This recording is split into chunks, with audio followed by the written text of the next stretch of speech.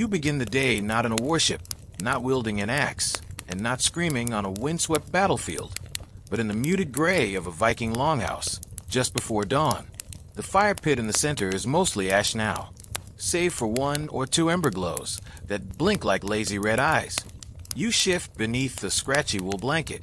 Everything smells faintly of smoke, dried fish, and a hint of goat. A rooster mutters somewhere outside. It's not quite a crow, more of a passive-aggressive warning that morning is looming. You sit up, slowly. Your bones creak, which is impressive considering you're maybe 24. It's probably the damp. The thatch roof above you sighs as wind moves through the tiny gaps. You notice a bead of water hanging stubbornly from the tip of one roof reed. It drops on your forehead. Congratulations, you're awake now. The longhouse is shared. Of course it is. Vikings aren't big on personal space. To your left, someone snoring like a walrus with a cold. To your right, a child is kicked off their fur cover and curled around a carved wooden toy horse, which looks suspiciously like a dog. The details are blurry in the dawn light, the kind of blurry that whispers, "Go back to sleep, or you'll regret it." But you won't. You're a Viking explorer, after all. At least, you will be today. Before we go any further, you probably won't make it through this day. That's not a threat. It's just that this story is long, peaceful, and deeply uneventful in the most comforting way possible. If your eyes close halfway through chopping wood, that's just historically accurate exhaustion. So, before you drift off, do us a favor. Gently tap that subscribe button with the energy of a Norseman tapping the last crumbs from a bread crust. Like this video if you appreciate accurate sheep noises, and leave a comment with your location and the local time. We're curious who else is up listening to the saga of slightly itchy tunics and mild frostbite. Now let's ease into tonight's journey, a slow, uneventful day in the life of a Viking explorer. You step outside the longhouse, tugging a thick cloak around your shoulders. It smells like wet moss and smoked herring. The village is quiet in that northern way, noisy with gulls, creaking timbers, and the occasional distant bleat from a sheep that's gotten philosophical about fences. Your boots crunch on the frost-hardened dirt path. You pass a dog. He glances up, unimpressed. His name is probably Bjorn. Like every third living creature in your settlement, there's a man already at the central well. His beard is frozen in little curls, and he greets you with a grunt that might mean good morning, or might mean, I dropped the bucket again. The Norse language is beautifully ambiguous before breakfast. Major historical fact for the morning. Most Viking settlements, even ones with seafaring reputations, spent far more time farming than raiding. Raiding was like a thrilling vacation you talked about all year. But day to day, you're mostly trying to convince turnips to grow and figuring out how to not die of boredom before spring. You fetch water with the man at the well. You both grunt in what passes for camaraderie. The bucket rope squeals. Your fingers go numb. Success. On the way back, you stop at the livestock pen. The sheep eye you like they've seen things, which, honestly, they have. The last explorer who fed them wore a red cloak. That cloak now lines a chicken coop. Historians still debate whether he traded it voluntarily or lost it in a sheep-led negotiation. You sling the bucket inside and pass by your mother, or possibly your cousin's wife. It's hard to track family here, where half the people share a name and the other half share a goat. She hands you a bowl of skyr. It's like yogurt, but tangier. You spoon it down slowly, the way one eats when there's not much to look forward to until nightfall. You overhear someone nearby debating boat repairs, using phrases like the spirit of the pine, and that cursed not again. Viking boat carpentry is half mysticism, half cursing.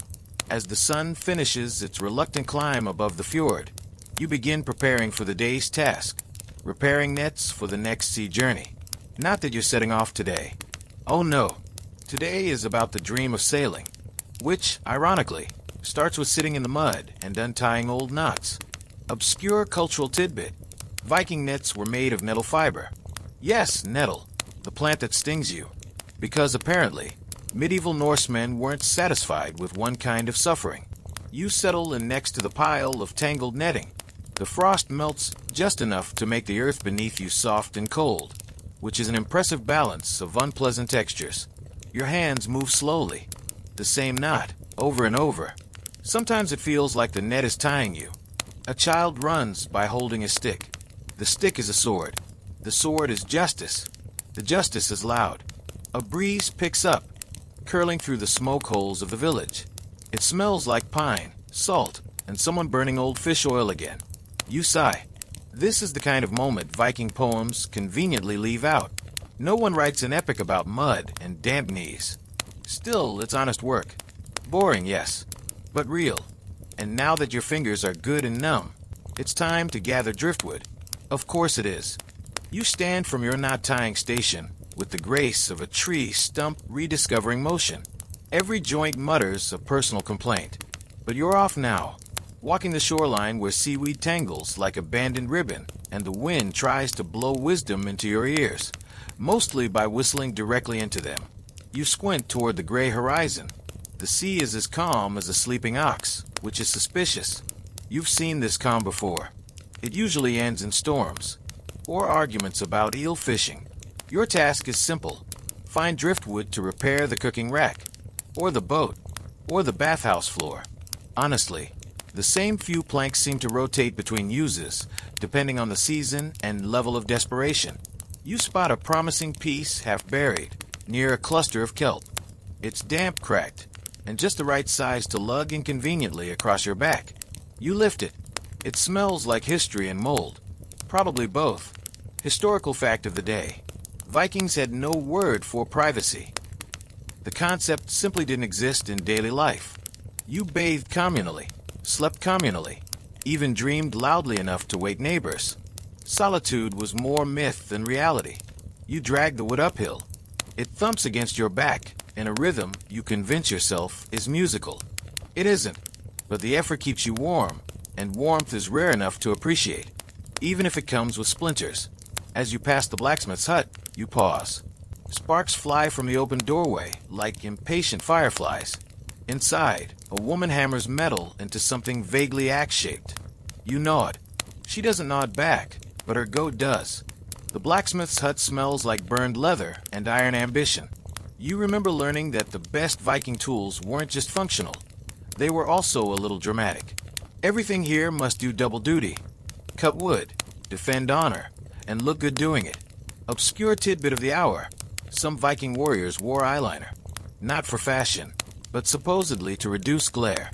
Though some scholars whisper it might also have helped with intimidation, because nothing says fear me like a smoky eye and a sword. You drop the driftwood near the bathhouse. A man you vaguely know as Sven the somehow unmarried nods in thanks. He's soaking his feet in a carved trough. You try not to make eye contact. Viking manners suggest you pretend not to notice other people's hygiene rituals. And now, the truly exciting part of the day, waiting. There's a delay in the plans. No one is quite sure if the boat launches today or tomorrow. The elder says it depends on the wind. The wind, naturally, is not on speaking terms with the elder. So you sit by the edge of the dock and eat a handful of dried herring. It tastes like salt and resignation. You chew slowly, watching two boys throw pebbles and argue over who can curse more creatively without getting smacked. A gull screams overhead. You feel seen. Scholars still debate whether Viking raiders sang during their voyages, or if that's just romantic legend. Some say they chanted to the rhythm of the oars. Others suggest they were too seasick to sing anything except regrets. You lean back against a wooden post, arms crossed, content to do absolutely nothing, because that, strangely, is part of the Viking explorer's truth.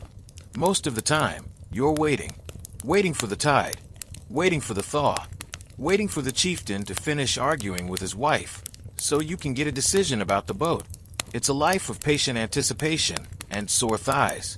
The wind kicks up again. You close your eyes. Maybe you'll get up in a minute. Or maybe you'll just stay here, at the edge of everything, doing exactly enough, and no more. The wind, as if sensing your reluctant motivation, dies down just a little. Not out of kindness, more like boredom. You remain seated, back to the post, while your fingertips trace slow, invisible circles in the dirt beside your leg. The grainy texture of the soil mingles with fish scales and ancient wood shavings. Leftovers from a village where everything is used twice and nothing is ever truly finished. Behind you, the dock moans under the weight of nothing in particular. You hear someone stumble, curse softly, and drop what sounds like a rope, then mutter something about Thor's twisted toes. You smile a little. Swearing in Viking culture is less an expression of anger and more a kind of conversational seasoning. Sprinkle it in, like salt on cod. Not too much, but just enough. The boat, your boat in theory, sits half swaddled in tar-soaked cloth and ambition. It hasn't touched the water in weeks. Not since that last disastrous test voyage, which involved 3 grown men, a goat, and one very misunderstood storm cloud. The goat made it back. The men required bandages and marital explanations. Still, the boat is beautiful. Long, lean, with its prow carved in the shape of a sea serpent who seems permanently skeptical of your sailing ability. Its eyes stare into the fjord like it knows more than it says. You rise slowly, giving your knees the same pep talk you gave the firewood this morning. You only have to work a little today. Then you can rest dramatically. One of the village elders ambles over, dragging a thin staff and the weight of opinions that have never once gone unshared. His beard is vast. His tunic is patched in more places than it is whole. You nod politely. He launches, naturally, into a story. You're not sure if it's advice, complaint, or confession. With elders, it's always a triple threat. Today's tale involves a sea voyage, a dream about a silver bear, and the time he claims to have seen an island that wasn't on any map. He winks, which means it's probably a metaphor or a hallucination. Historians still debate whether Viking navigators relied more on stars, birds, or fermented judgment. You humor him. You nod. You grunt agreeably, because part of being a Viking isn't just exploring unknown lands. It's listening to old men talk about imaginary ones. Eventually, he wanders off mid-sentence, like a breeze that loses interest halfway through a meadow. You look back at the boat, then down at your hands. They're rough from yesterday's net mending and permanently scented with sea salt and pine smoke. You decide to help with the preparations, though the voyage might still be days away. Better to act like it's tomorrow. Viking optimism works best when paired with complete denial. You check the sail.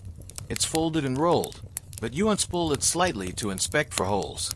The fabric is wool, thick, oiled, and heavy. You run your fingers over the stitching, admiring the delicate embroidery near the edge. It's the work of someone's grandmother, someone's pride, someone who believes in the magic of well-made things. Here's your major historical fact for the hour. Viking sails were often dyed red, not for intimidation, but because red dye resisted rot better than others. Though, let's be honest, intimidation was a pleasant side effect. Red sails meant business, or at least serious rowing. You tug at a rope. The knot holds. You do it again, and again.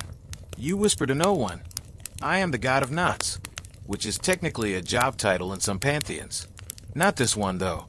As you work, someone calls your name, or something that sounds close enough. You turn. It's Runa. She's carrying a basket of apples that look like they've seen better months. Her braid is tight, her eyes sharper than a seal's memory, and she has the gait of someone who always has a better plan than you. "Don't fall in again," she says dryly, nodding toward the boat. "I didn't fall," you reply. "I tested the depth." She smirks, deposits the apples near the communal bench, and joins you by the sail. Without asking, she starts checking the seams. You work together in silence, the comfortable kind. The kind where words are optional and breathing the same cold air is conversation enough. Obscure cultural tidbit. In Viking culture, marriages were often less romantic than practical, but mutual respect and shared chores ranked higher than poetry. If someone helped you tar a hull, that was basically a proposal. You don't say that out loud, though. You're not a fool. The light begins to shift, soft and slanted, the way it does in the northern afternoon, when the sun seems unsure about sticking around. Shadows lengthen. Gulls swoop lower. Runa finishes tying the sail bundle and hands you a small bone needle. Fix the edge. It's splitting. You nod. You don't ask how she knew you'd be there. You just start sewing. As your hands work through the wool, you let your thoughts drift. toward the sea, the stars, the dream of motion. You think about faraway lands, about maps you've never seen, and names you've only heard half sung by traveling skalds. Places where people wear strange shoes and eat bread without fish. Imagine that. You pause. Your needle catches. A gull shrieks behind you. And suddenly, the wind is back, fast, sharp, and cold like a whispered dare. The sail flaps once in your hands. You glance at Runa. She's looking at the sky. Storm, you ask. No, she says. Just the fjord reminding us who's in charge. You both nod. That sounds about right. You pack up the sail. Your fingers are stiff. The sun lowers behind a ridge. Evening is coming. You glance back at the boat. Half repaired, not quite ready. And yet maybe soon. Maybe tomorrow. Maybe not. But definitely someday. That's how Viking exploration begins, after all. Not with a roar, but with a slow stitch through thick wool, and someone saying, "We'll see." And maybe, just maybe, you will. Evening doesn't arrive with drama. No blaring horns. No sudden darkness. Just a gentle dimming, like someone slowly lowering the wick of the world. The fjord hushes. The birds settle in tight little clusters. The wind softens to a whisper, as if it, too, is looking for somewhere warm to curl up. You carry the sail bundled back to the storage lean-to. Each step thuds softly against the cold-packed earth. The smell of pine resin and old fish lingers, like an affectionate insult. You duck beneath the low overhang, where other folded sails rest like sleeping beasts, scarred, patched, and proud of it. You stack your work neatly. You pause for a moment, brushing your hand over the smooth wool one last time, like tucking in a restless child. Then you step outside and blink up at the sky. It's not quite night, but not quite anything else either. Just a bruised sort of dusk, all purples and gray blues and soft gold bleeding over the mountains. One star peeks out, timid, early, maybe just nosy. You let out a breath you didn't know you were holding. It clouds in the air, then disappears. Behind you, the village starts its slow exhale. Someone laughs, softly.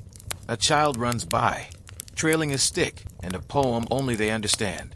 Smoke lifts from the longhouse hearths. The day is winding down the way it always does here, gently, persistently, and with far fewer sword fights than people seem to expect. Major historical fact of the evening. Despite their reputation, most Viking explorers weren't bloodthirsty lunatics. They were farmers, artisans, and traders who traveled for opportunity, not chaos. Violence was an option, not a mission. You walk past the drying racks, wooden frames lined with strips of fish that flap lightly in the breeze like lazy flags. The smell is assertive. It's the kind of smell that doesn't just enter your nose. It takes up residence, borrows your cloak, and decides to stay the winter. As you make your way toward the communal fire pit, you pass the animal pens again. The sheep are asleep, or pretending to be. One of them gives you the side eye, as if to say, "We know what you did with the oats last week." You nod respectfully. They hold grudges, those ones. You find a spot by the fire. Not too close. Just close enough to feel it in your knees. Someone hands you a wooden bowl. You don't look too closely at the contents. You eat slowly, chewing more out of obligation than hunger. The stew is a familiar blend. Root vegetables, bits of fish, a hint of something smoky. Maybe wild onion.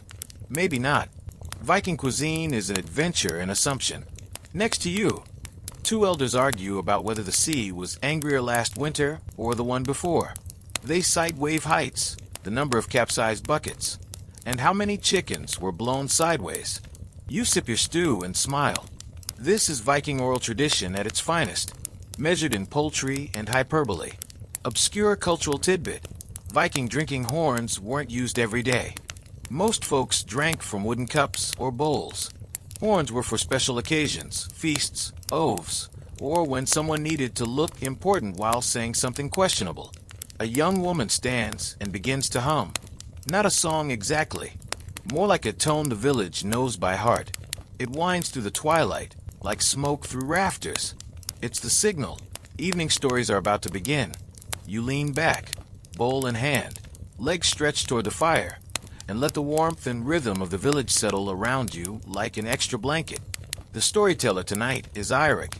He's young enough to remember what it feels like to row for 20 hours straight, but old enough to pretend he didn't cry about it. He starts not with dragons or kings, but with a tale about a man who lost his boots in a marsh and had to court a woman using only compliments and one very clean sock. The fire crackles. Someone laughs. Someone else pretends not to, for dignity. You stare at the flames. They flicker in that mesmerizing way, where every movement feels deliberate, and every snap of what sounds like a secret being released. The light dances across the storyteller's face, making him look older, wiser, almost ghostly. You hear Runa's voice somewhere behind you, asking someone about extra thread. You don't turn. You just listen. It's a good sound. Someone adds a log to the fire. The shadows shift. The warmth deepens. Eirik's story meanders from socks to ships to sea monsters made of icebergs and regret. He claims to have once seen a whale large enough to carry a village on its back. Why didn't it, someone asks.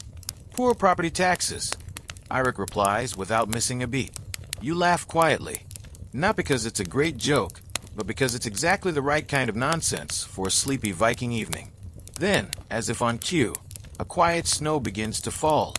Just a few flakes at first, then more. Silent, steady, soft. The kind of snow that makes the whole world hold its breath. You look up.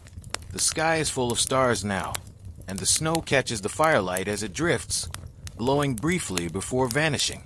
It's peaceful in the way ancient things are peaceful, timeless, unimpressed, content to fall whether you're ready or not. Scholars still debate whether Viking explorers ever truly missed home while abroad, or if they simply carried pieces of it with them. Songs, carvings, little rituals by the fire. Maybe both. You finish your stew. You set the bowl down. Your hands rest in your lap. You feel the heat in your legs and the coolness on your face. A perfect balance. The story winds down. Eirik gestures grandly, finishes with a shrug, and sits. No one claps. That's not how this works. Instead, there's a collective sigh. A shared moment of yes. That was good enough. Someone yawns. Someone else begins humming again, this time. A lullaby about geese and stars, and the sound a pine tree makes when it's lonely. The snow continues. You rise, slowly. Your joints still negotiating peace treaties. You brush the flakes from your shoulders, and begin the quiet walk back to the longhouse. The path is familiar. The fire behind you glows like a heartbeat. The village hums in sleep and memory. Your boots crunch over the snow. Tomorrow might bring wind, or a voyage, or just more nets. But tonight is simple. You step inside. The fire pit glows low. You lie down, and the day, like your eyes, gently closes. You dream in wool and wood smoke. No swords, no roaring oceans, just the rhythmic sway of a boat that isn't really there, and the soft breath of wind that smells like pine and salt. Somewhere in the haze, you hear a goat sneeze. Very loudly. You try to turn it into something more poetic. A mountain shifting, perhaps. But no, it's definitely just a goat. Morning doesn't arrive. It settles. A soft gray spreads across the thatched roof overhead, like a blanket being pulled over the sky. There's no trumpet of dawn, no angelic chorus. Just a soft stir of others waking, quiet shuffles, muffled grunts, someone clearing their throat in a way that sounds like both a threat and a prayer. You blink. Your breath curls, faintly in the chilly air. Your blanket has slid halfway off, and your foot is nearly frozen. You tuck it back in with exaggerated gentleness, as though the blanket might resent your sudden neediness. Around you, the longhouse is slowly returning to life.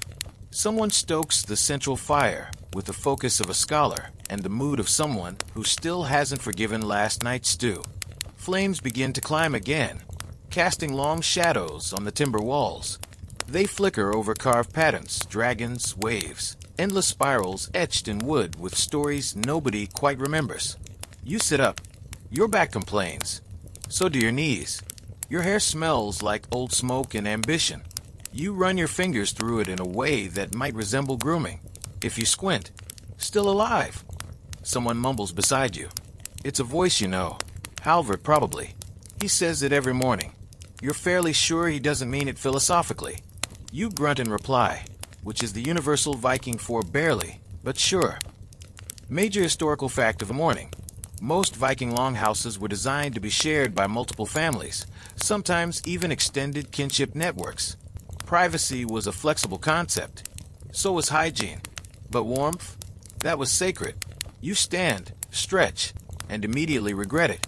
A few bones pop like damp twigs. You eye the fire, and then eye the door. Which will win today, heat or obligation? A bowl of porridge materializes near the hearth. It's been seasoned with salt, possibly honey, and definitely a generous helping of boredom. You eat it without looking directly at it. Some things are better that way. Obscure cultural tidbit. Vikings didn't just drink mead. They also made a weak ale called OL, often safer than the water. Children drank it too. Breakfast buzz? Totally a thing. Outside, the wind makes a polite suggestion against going out. You ignore it, naturally. You tug on your cloak and step into the day. The snow from last night has mostly settled, forming light drifts along the edges of buildings and fences. It crunches gently beneath your feet, not loud enough to be offensive, but just enough to remind you that it's there. The cold is the sort that nestles in your nose and whispers through your sleeves. Not cruel, just thorough. The village looks smaller under the snow. Softer, like someone took the sharp corners off life for a while. You notice fresh footprints heading toward the smithy. Others lead to the small shed, where fishing tools sleep beneath tarps and dreams of spring. You follow a path toward the beach again, if only because it's the direction your legs agree on this morning. You pass the same sheep. They're awake, judging you. A gull overhead lets out a sound like an accusation. You arrive at the shoreline. The tide is low, and seaweed curls along the rocks like forgotten stories. A child you only sort of know is skipping stones. You watch in silence. For skips, she says proudly. 5, you lie. She beams anyway. You move on. The boat is still there, still waiting, covered now with a thin dusting of snow. It looks like a sleeping animal. Its lines are graceful even in stillness. You walk the perimeter slowly, brushing snow from the seams, checking the frame.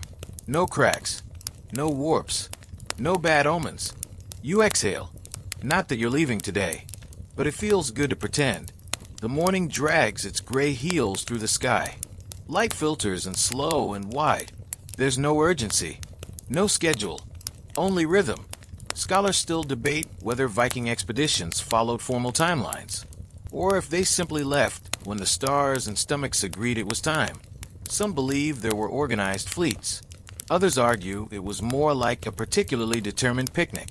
You spot Runa coming down the hill, basket in hand again, her cloak flapping like a small, determined flag. She walks like she's already done more than you have, which is probably true. You're not bailing water again, are you? She asks. Just thinking about it. You reply. She eyes the boat. It won't move itself. Neither will I. She hands you a small wooden cup. You sniff. Weak ale. Probably brewed by her uncle. Possibly filtered through disappointment. Don't spill it this time, she says, sitting beside you on a bench that wasn't there yesterday. You suspect she brought it. She's like that, adding things when no one's looking. You sip. It tastes like grain, rain, and resignation. But it's warm. Sort of. Together you stare at the fjord. Quiet. Wide. Indifferent. Behind you, someone shouts about a broken yoke. Someone else laughs. Somewhere a rooster loses its mind. Life goes on. You turn to Runa. Do you ever think we'll actually leave? You ask. She shrugs. Maybe. Maybe not. Maybe the boat needs to believe we're ready first. That's not how boats work. It is, she says, if you're doing it right. You fall silent again. Not awkward. Just shared. The boat creaks softly. The wind nudges your hair. The snow begins again, light, unhurried, landing gently on cloaks, on railings, on dreams. You don't move. You just sit, and wait, and breathe. And for now, that's enough. The snow thickens, but not in any dramatic way. No blizzard, no howling, just a slow, deliberate cascade, like the skies decided to shed its thoughts one flake at a time. You and Runa sit without speaking, each of you tracing paths in the wood grain of the bench with numb fingers. Occasionally, you sip the ale. More often, you just hold it. The boat rests quietly beside you, the snow collecting in the curve of its hull, softening its sharp lines. From this angle, the prow looks almost wistful, like it wants to go but remembers what happened last time. Eventually, Runa stands. "The forge needs more bellows," she says, brushing snow off her cloak. "And I need someone tall to carry the hide." You know what that means. She needs you. You follow her up the slope toward the blacksmith's hut, boots crunching through the snow-crusted dirt. The sky is the color of boiled linen, the kind that's been scrubbed so many times the sun just gave up on it. In the stillness, your breath sounds louder than it should. You pass the longhouse again. Smoke curls lazily from the chimney hole. A dog snoozes against the wall, snout buried under one paw, pretending not to notice the snowflakes settling on its back. As you round the corner toward the forge, you hear the hammer before you see it. Rhythmic, certain. Every strike against metal feels like punctuation. A conversation between iron and will. Inside it's warm. Not cozy, just hot and functional. The forge glows with a deep orange heart. Sparks crackle and leap. Runa's older cousin, Brindis, looks up briefly and nods. Her face is soot-marked. Her arms are roped with muscle. You've seen her carry 2 anvils and a full basket of potatoes in one trip. She's the only person in the village the goat doesn't argue with. "Hides there," she says, gesturing with her chin toward a large, rolled-up deer skin near the wall. Runa'll show you how not to ruin it. Obscure cultural tidbit. Viking blacksmiths often treated their work as semi-sacred. Some believed the forge itself had a spirit, and hammering iron was a kind of prayer. Others just liked hitting things. You lift the hide. It's heavier than expected, cold, damp, smelling faintly of bark and old ash. Runa takes the other end, and together you lay it across a rack near the far wall. She begins preparing it for softening, scraping along the grain with a bone tool while explaining the process in the kind of voice people use when they know you're only half listening. You're not ignoring her exactly. You're just watching the forge fire. Something about it hypnotizes you. The way it pulses. The way the shadows curl like they're trying to escape. You could fall into it if you're not careful. She nudges your boot. You're drifting, just admiring the heat. You reply, and contemplating falling in. "That'd solve one of your problems," she says, "but make the others worse." You grin. Then you help her with the scraping. It's repetitive work. Drag the blade. Shift the skin. Flip. Repeat. But it's not unpleasant. There's rhythm to it, and silence between you that feels intentional, not empty. Outside, the village hums. You hear someone chopping wood. Children shouting. A cow lowing like it just remembered something important. The world is quiet, but not still. Major historical fact for the hour. Vikings didn't just explore and conquer. They were also craftsmen. Skilled in metalwork, woodworking, leathercraft, and textiles. Many so-called warriors were smiths or carvers who picked up swords when the occasion demanded it, but preferred to make things over breaking them. You pause, brush a strand of hair from your eyes, and glance at Runa. She's focused, brow furrowed, mouth set in that line that means she's thinking 12 steps ahead. You wonder, not for the first time, what she's waiting for, because she's always waiting for something. She glances up, catches your gaze, and tilts her head. "What?" "Nothing," you lie. "Just watching someone who knows what they're doing." She smirks. Rare sight around here. You finish the hide. Brindis grunts her approval and gestures vaguely toward a half-broken stool near the forge. "Fix that, if you want to feel useful." You do. Sort of. You crouch down, inspecting the legs. One's loose, one's cracked, and the seat has a nail sticking out of it like it's trying to start a fight. You mutter to yourself and set to work. Wood, wedge, patience.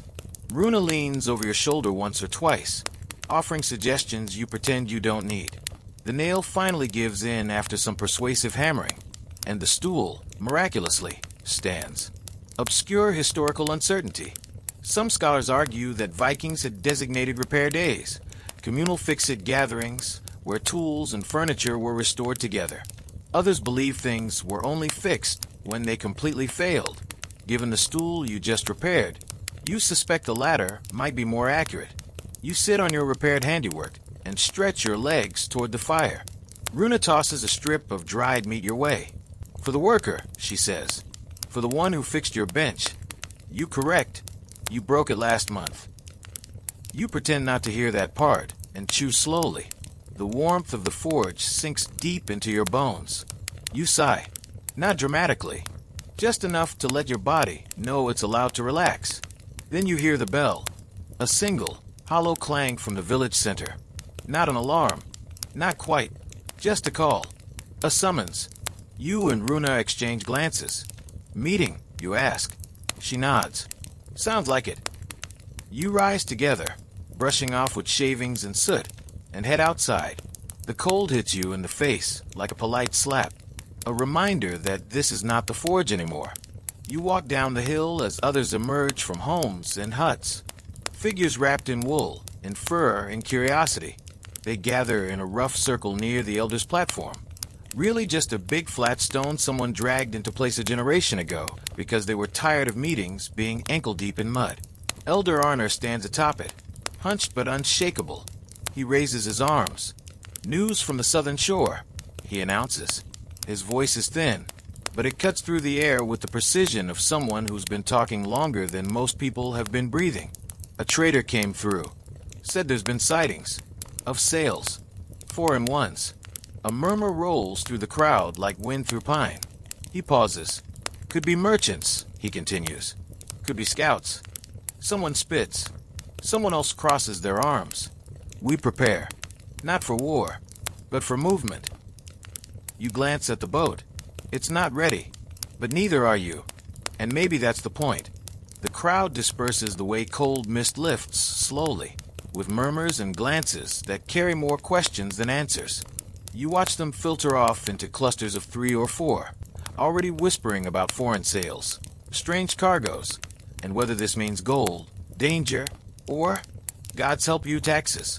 You stand still for a while, the snow falling gently on your shoulders as your mind churns much less gently inside your skull.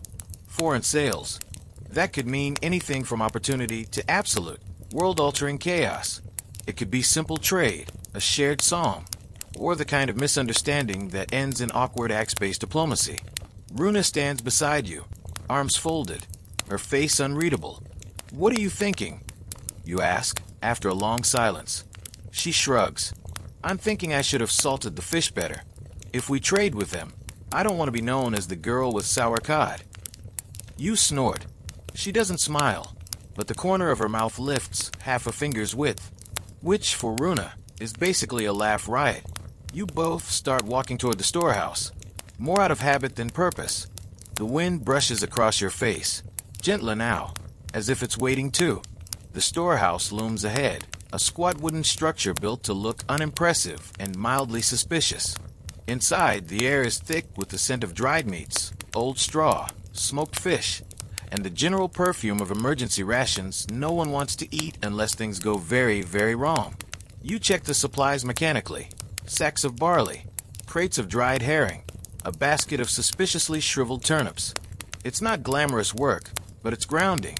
The kind of mundane ritual that reminds you life is made mostly of in-between moments, between storms, between journeys, between one big decision and the next. Major historical fact. Viking explorers didn't just rely on what they plundered or traded abroad. Most expeditions were carefully stocked with weeks' worth of provisions, dried fish, bread, fermented dairy, and beer with just enough alcohol to kill whatever might be living in the water. Logistics was a Viking art form, right behind woodworking and passive-aggressive insults. You run your hands along the rim of a barrel. The wood is dry, the seal solid. You feel oddly comforted by this. Behind you, Runa is reorganizing bundles of herbs and sea salt into tighter rows. She works like someone who doesn't entirely trust the future, which, let's be honest, is wise. "Do you think it's them?" you ask softly. "The sails." You nod. "Could be," she replies. "Could be someone new. Could be someone old in a new boat." You raise an eyebrow. Poetic. I'm allowed. I'm the one doing all the thinking. You grin and throw a piece of dried apple at her. She catches it in one hand without looking. Obscure cultural tidbit. Some Viking seers, or vulva, claimed they could divine truth from the way fruit fell or from the patterns of dried herbs. You're fairly certain Runa would make a terrible seer. She'd be too sarcastic, but you'd still ask her what she saw, just to hear her answer. You close the door to the storehouse behind you and step back into the world, where the snow is finally easing into a light flurry. The kind that dusts rooftops and makes your eyelashes feel slightly too heavy. You wander toward the bluff at the edge of the village, the place where the rocks drop off into the sea, and the wind is always whispering secrets too cold to hold. You stand there for a long time. Below, the fjord stretches endlessly, a gray sheet rippling with potential. Somewhere out there, someone saw a sail. It's funny in a way. All your life, you imagined exploration as this grand, roaring thing, a leap into glory. But standing here now, the air thin and clean in your lungs, you realize it's mostly waiting.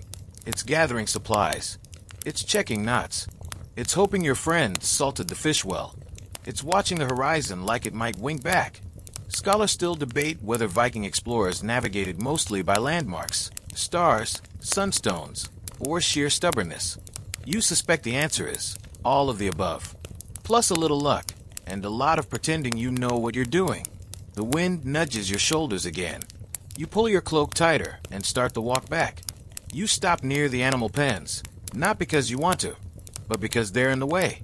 The sheep are staring again, judging harder this time. You consider apologizing aloud for that one time you try to ride one as a dare. You don't. You suspect they remember anyway. At the far end of the village, you hear someone blowing a horn. Not an alarm, just a long, low call that means come eat before the stew gets weird. You follow the sound toward the longhouse. Inside, it's warmer than expected. A fresh fire. Several bowls already passed around. You catch a whiff of something that might be seal meat, or maybe just very old cabbage making a final stand. You grab a bowl and sit by the hearth. Halvard is talking loudly about the time he saw a walrus fight a bear. No one believes him, but no one tells him to stop either. That's the game. You eat slowly. The stew is terrible, comfortingly so, like it always is. Runa walks in late, snowflakes melting in her hair, and sits across from you. She doesn't say anything. She doesn't have to, because tonight, like most nights, there's not much to say.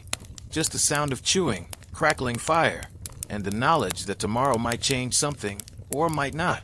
And either way, you'll be here, waiting, watching, preparing, because that's what explorers do before they leave. They live. The fire in the longhouse burns low now, but still strong enough to bathe the room in a pulsing, amber glow. Shadows dance up the timber walls, stretching over carved runes and old scars in the wood. Memories of winters that bit harder than expected, or children who swung axes indoors when they weren't supposed to. You lean back against one of the wooden support beams. It's warm behind your shoulders, but your feet are starting to lose feeling again. No matter how many layers you wear, your toes are always the first to raise complaints. They're dramatic that way. Outside, the wind begins its nightly game of threading through gaps in the thatching, poking at your ear with cold, invisible fingers. It's not a cruel wind, just one that likes to remind you that comfort is borrowed, never owned. Runa sits beside you now, cross-legged, her bowl empty. She's chewing something, maybe jerky, maybe thought. Her brow furrows faintly. You can tell she's listening even when no one's speaking. That's the kind of quiet she wears like a second cloak. Do you remember last spring? You murmur, eyes half-lidded. She shrugs. Which part? The part where the boat almost got away on its own. She snorts softly. It had a better plan than we did. You smile. The memory returns in pieces, a freak gust of wind, a poorly tied mooring, and the entire village sprinting toward the water like startled geese. The boat drifted about 10 yards before beaching itself gently, almost apologetically. The goat jumped in after it. Naturally. Maybe that was the sign. You say. From who? I don't know. Odin. The boat gods. The goat. Runa raises an eyebrow. If the goat's sending us signs, we're all in trouble. Obscure cultural tidbit. Vikings often interpreted unusual animal behavior as omens. Crows circling, wolves howling, even the way a dog barked at sunrise. What they failed to codify, however, was the significance of a goat swimming after a boat. Historians, understandably, remain silent on that one. From the corner of the longhouse, someone begins humming. It's an older voice, Sigrid's, you think. Her songs always start like they've been going on forever, and you just happen to walk into the middle of them. No one asks for songs here. They just emerge, like the fire, like the cold, like the stories tucked under every roof beam. You close your eyes for a moment, listening. The melody is low and circular, curling in on itself like smoke. It's not meant to impress. It's meant to remember. Major historical fact. Many Viking songs weren't written down but passed on orally. Chants, sagas, work songs, lullabies. Some are meant to guide rowing cadence. Others help tell time. A few were just there. Comfort, memory, the music of surviving. The door to the longhouse creaks open. Snow flutters in. Halvard pokes his head out, then pulls it back quickly, muttering a phrase that roughly translates to nope. He stomps over and sits by the fire, stretching his hands out like he's trying to toast bread that doesn't exist. Anyone seen the sky? He asks the room. Still up there. Someone replies without looking. Too many stars, he mutters. It's suspicious. You sip from a horn past your way. Something herbal and warm, thick with honey. It tastes like someone tried to turn a pine tree into comfort and nearly succeeded. The conversation drifts in and out like smoke under the door. Small things. Who needs to patch which net? Whose goat wandered off? Whether the snow will hold until morning. You listen, not for content, but for cadence. It's a language of familiarity. Eventually, Runa rises, brushing off her legs. I'm checking the sails, she says softly. No one asks why. Everyone knows. You follow. Outside, the cold wraps around you like a joke you forgot to laugh at. The snow has stopped again, just small flurries now, twisting in the wind like flakes that got distracted. The two of you walk in silence down the familiar slope toward the water, your boots crunching in perfect rhythm. When you reach the boat, you both stop. Even under snow and starlight, the vessel looks noble, ready, or pretending to be. Runa steps aboard lightly, her boots making only the faintest creak on the planks. You follow less gracefully.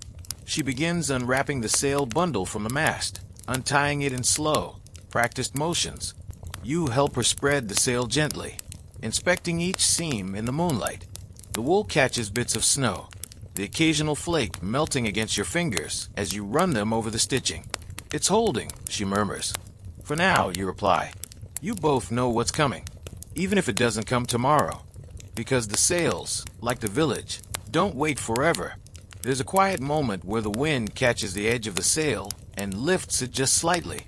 You and Runa both freeze, watching it ripple, a gentle shiver of movement like breath through lungs. You hold the edge tightly, so it doesn't flutter away. She ties it back down. You glance out at the fjord again. This time, you imagine it differently. Not as barrier, but invitation. The stars above seem sharper now, closer. You wonder how many of them have watched boats like yours leave, and how many watch them return. Scholars still debate whether the Vikings truly saw the sea as a road or a force to be reckoned with. But standing here now, with frost on your eyelashes and sailcloth in your hands, you decide it was both. Runa hops down from the boat and brushes her hands off. We should get some sleep. You nod, but linger. She waits for a few steps, then calls back. Don't stare at the stars too long. They won't give you any answers. Just more questions. Maybe I like questions. Then you're in the right place. She walks off into the darkness.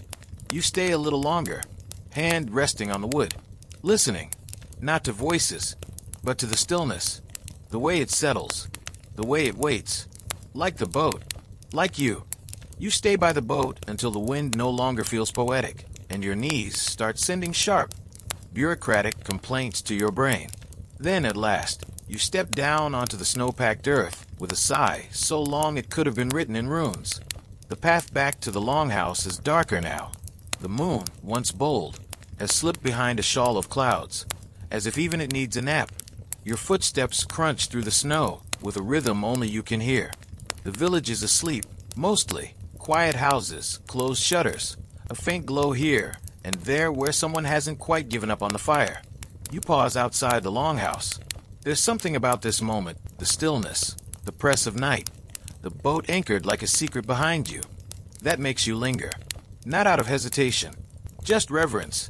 The world feels slightly tilted, like it's holding its breath. You step inside. The warmth hits you gently, like being remembered. A few embers glow in the hearth. Shadows curve around sleeping forms, blankets rising and falling in slow synchrony. It smells like soot and wool and the leftover stew that no one had the heart to finish. You find your spot and lie down slowly. Your body sighs in relief. Your mind doesn't. Not yet. You stare at the rafters, tracing the same knot in the wood you've traced 100 times before. It never changes, but your thoughts do. You wonder what kind of sails they were. The ones seen to the south. You wonder if they looked like yours, if they looked better, if they carried warriors or merchants or wanderers like you. Some tired soul squinting at the horizon, wondering if they packed enough bread. Major historical fact: the Norse didn't have compasses during the early era of their explorations. They relied instead on stars, the sun's shadow, the flight patterns of birds, and in some cases, chunks of calcite crystal known as sunstones, which, legend has it, helped them locate the sun even through clouds or fog.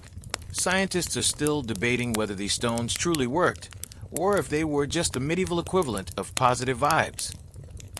You close your eyes. For a moment you drift, but it's not quite sleep. It's that space between moments, the same space the boat lives in now. Ready, but not yet moving. And then far off, a sound. It's soft, faint. You sit up slowly. A second sound, closer this time. Not threatening, just unusual. A bell. No, a wooden clunk. Then another. You rise, careful not to wake the others, and step outside. The sky has cleared. Stars blaze like the gods spilled salt across black velvet. The moon is back shyly. You hear the sound again. Down by the water. You follow. Your boots make careful, practiced steps. The cold bites a little deeper now, as if it senses something has changed. At the beach, you stop. The boat is there. Still tied. Still. But there are footprints.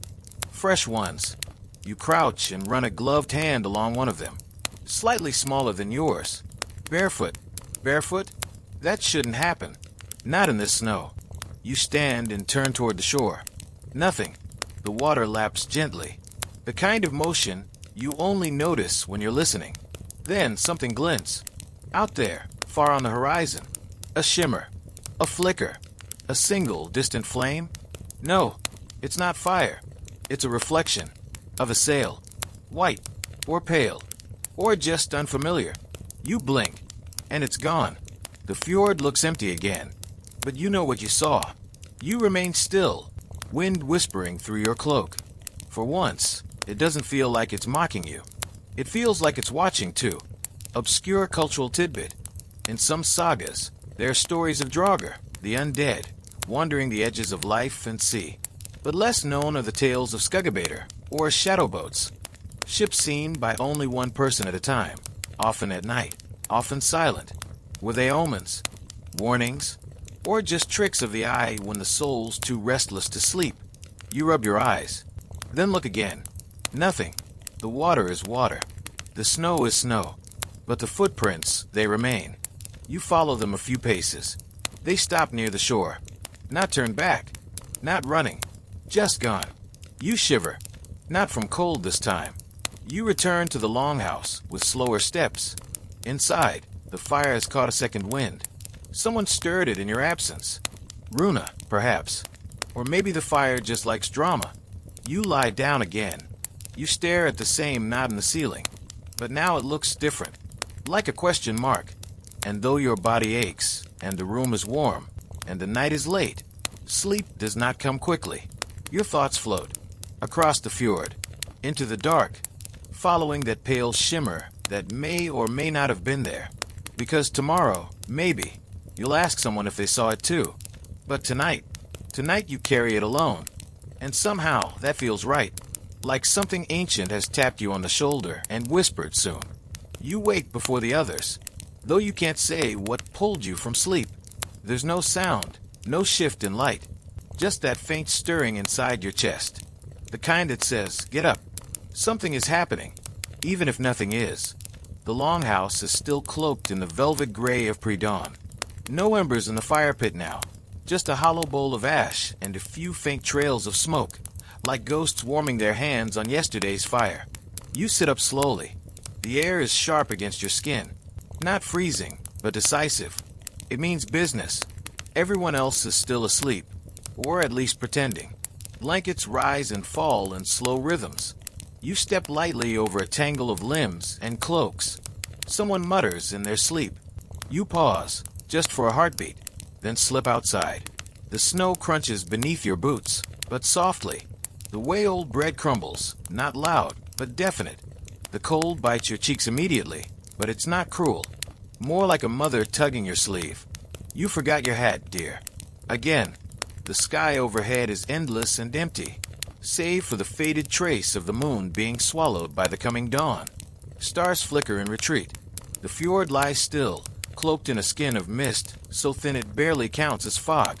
More like the sea is exhaling quietly after a long dream. You make your way toward the bluff again, drawn by something half remembered from the night before. Not just a sail, if it even was a sail, but the footprints, the silence, the sensation that the horizon had leaned just a little closer. As you crest the hill, you stop short.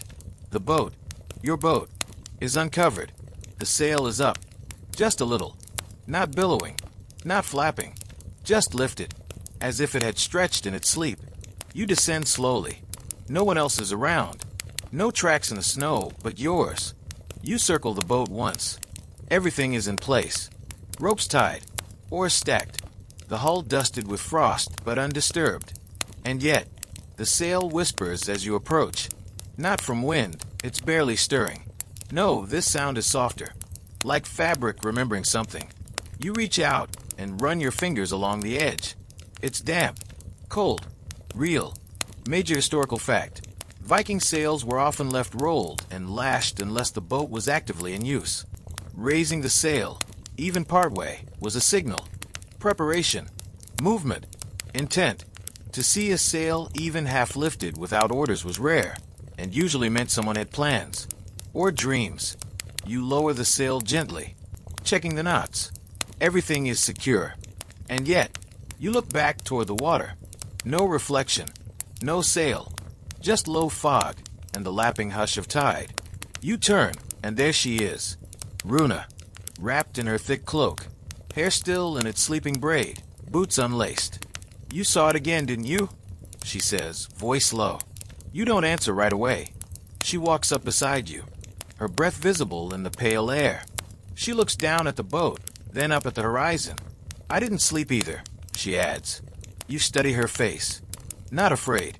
Not even particularly curious. Just certain.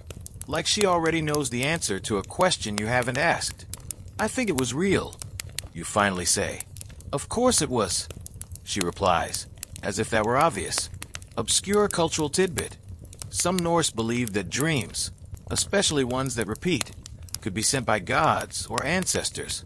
Not just glimpses of the future, but invitations to act. Ignore them, and your life might sour. Answer them, and you might never return. But your name? That might last forever. You both sit on the edge of the boat, boots dangling just above the ground. What if it's not a message, you ask? What if it's a warning? She picks at the frost along the rail. Warnings or messages, just with sharper edges. You nod. That sounds like her. You both sit quietly for a while. The sky brightens. Somewhere behind you, a rooster lets out a confused cry, halfway between authority and panic. Other sounds follow. Footsteps, doors opening, the rhythm of morning returning. But you stay where you are, watching the water, watching the day begin without you. And then voices, from the village square. Shouts, not alarm, but interest. You rise. So does Runa. You follow the sounds back through the thinning mist, past fences and bundles of firewood, past goats who do not approve of haste, toward the gathering crowd. There, at the edge of the path, stand a man no one recognizes, wrapped in sealskin, beard salted with frost, eyes bright but tired. His hands are empty, and he holds no weapon, only a staff and a small carved token tied to his belt, a ship, carefully whittled from driftwood. He speaks quietly, but everyone listens. I come from south of the fjord, he says, from past the ice cliffs. Murmurs ripple through the crowd. There are sails behind me, he continues. Big ones, red-dyed, not ours. He pauses. They're looking for land, for trade, for answers. And if we don't give them any, someone asks. The man shrugs. They'll still come. You step closer. What kind of answers? You ask. He turns to you, looks you up and down, not unkindly, just measuring, the kind only people on the edge of the world can give. Major historical uncertainty. Scholars still argue whether contact between Viking settlements and foreign expeditions in the early medieval period was accidental or orchestrated. Some point to trade routes and shared patterns in artifacts. Others suggest the sea simply throws people together, and then waits to see what happens next. The man looks past the crowd, toward the water. You have boats, he says. You nod. And sails. Yes. And dreams. You hesitate, then say, more than enough. He smiles. Then maybe you're ready. And just like that, he turns and walks toward the longhouse. The crowd parts, still whispering. You stand there, staring at the spot where he'd been. Runa steps beside you. Ready? She asks. You look at her. At the boat. At the endless, hungry sea. I think so. Then again, the sea doesn't care if you're ready. It only asks if you'll go. The village holds its breath for the rest of the day. Not overtly. No one says it aloud. But you feel it in the way people move. Slower. More deliberate. As if trying to press pause on something too large to name. Conversations hover just above whispers. Eyes glance toward the horizon more often than usual, then quickly away. Like it's rude to stare directly at fate. You sit by the fire for most of the morning, a sharpening knife in your hand and a block of wood in the other. You're not carving anything in particular, just shaving thin curls from the edge, letting them fall into a soft pile at your feet. It's not about the end result. It's about motion, about doing something while your thoughts try to outrun each other. The stranger, he says his name is Aimund, has taken up quiet residence near the edge of the village. Not quite a guest, not quite an outsider. He's resting, he says, but everyone knows he's watching. He barely eats, but drinks water like it's the best thing he's tasted in years. You caught him staring at your boat earlier. He didn't touch it, just nodded, once, as if greeting an old friend. You ask Runa what she thinks of him. She shrugs. He looks like a man who's come from somewhere. The dangerous ones are the ones who want to go somewhere. You nod, but you're not sure if that makes you dangerous too.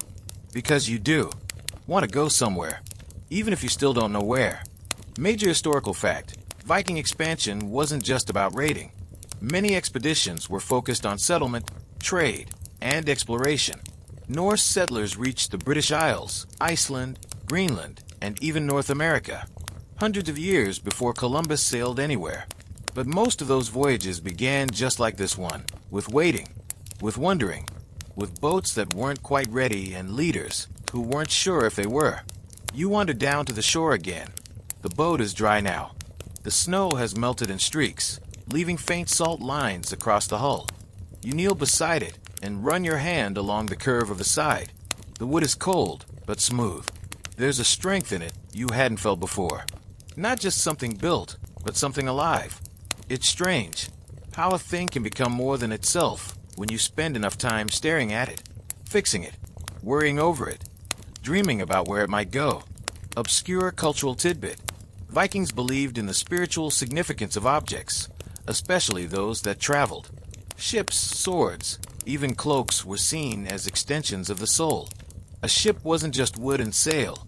It was a memory, a protector, a name waiting to happen. You look out over the water. Nothing at first. Then movement. Far off. Small, but definite. You narrow your eyes. Another sail. This one not shimmering like last night's ghost, but very real. Dark against the sky. You rise slowly, heart thudding with a rhythm you didn't agree to. More sails follow. Small ones, trailing the larger, like ducklings following a mother. They move slowly, cautiously, but toward you. You don't shout. Not yet. Instead, you walk back to the village. Calm, controlled. Your boots press lines into the thawing snow.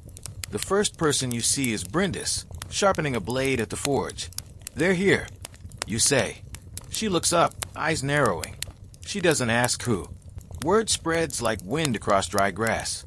Within moments, villagers are gathering near the shore, forming loose clusters. Some carry tools, others weapons. Most bring only questions. Imund stands at the edge of it all, arms folded, watching the sails approach. He turns to you as you arrive. Not raiders, he says simply. They're too slow. Then what? Scouts, messengers, or people who lost their way. You watch the ships. They move with the weight of purpose, but not aggression. You can tell. Ships that mean harm don't drift like that.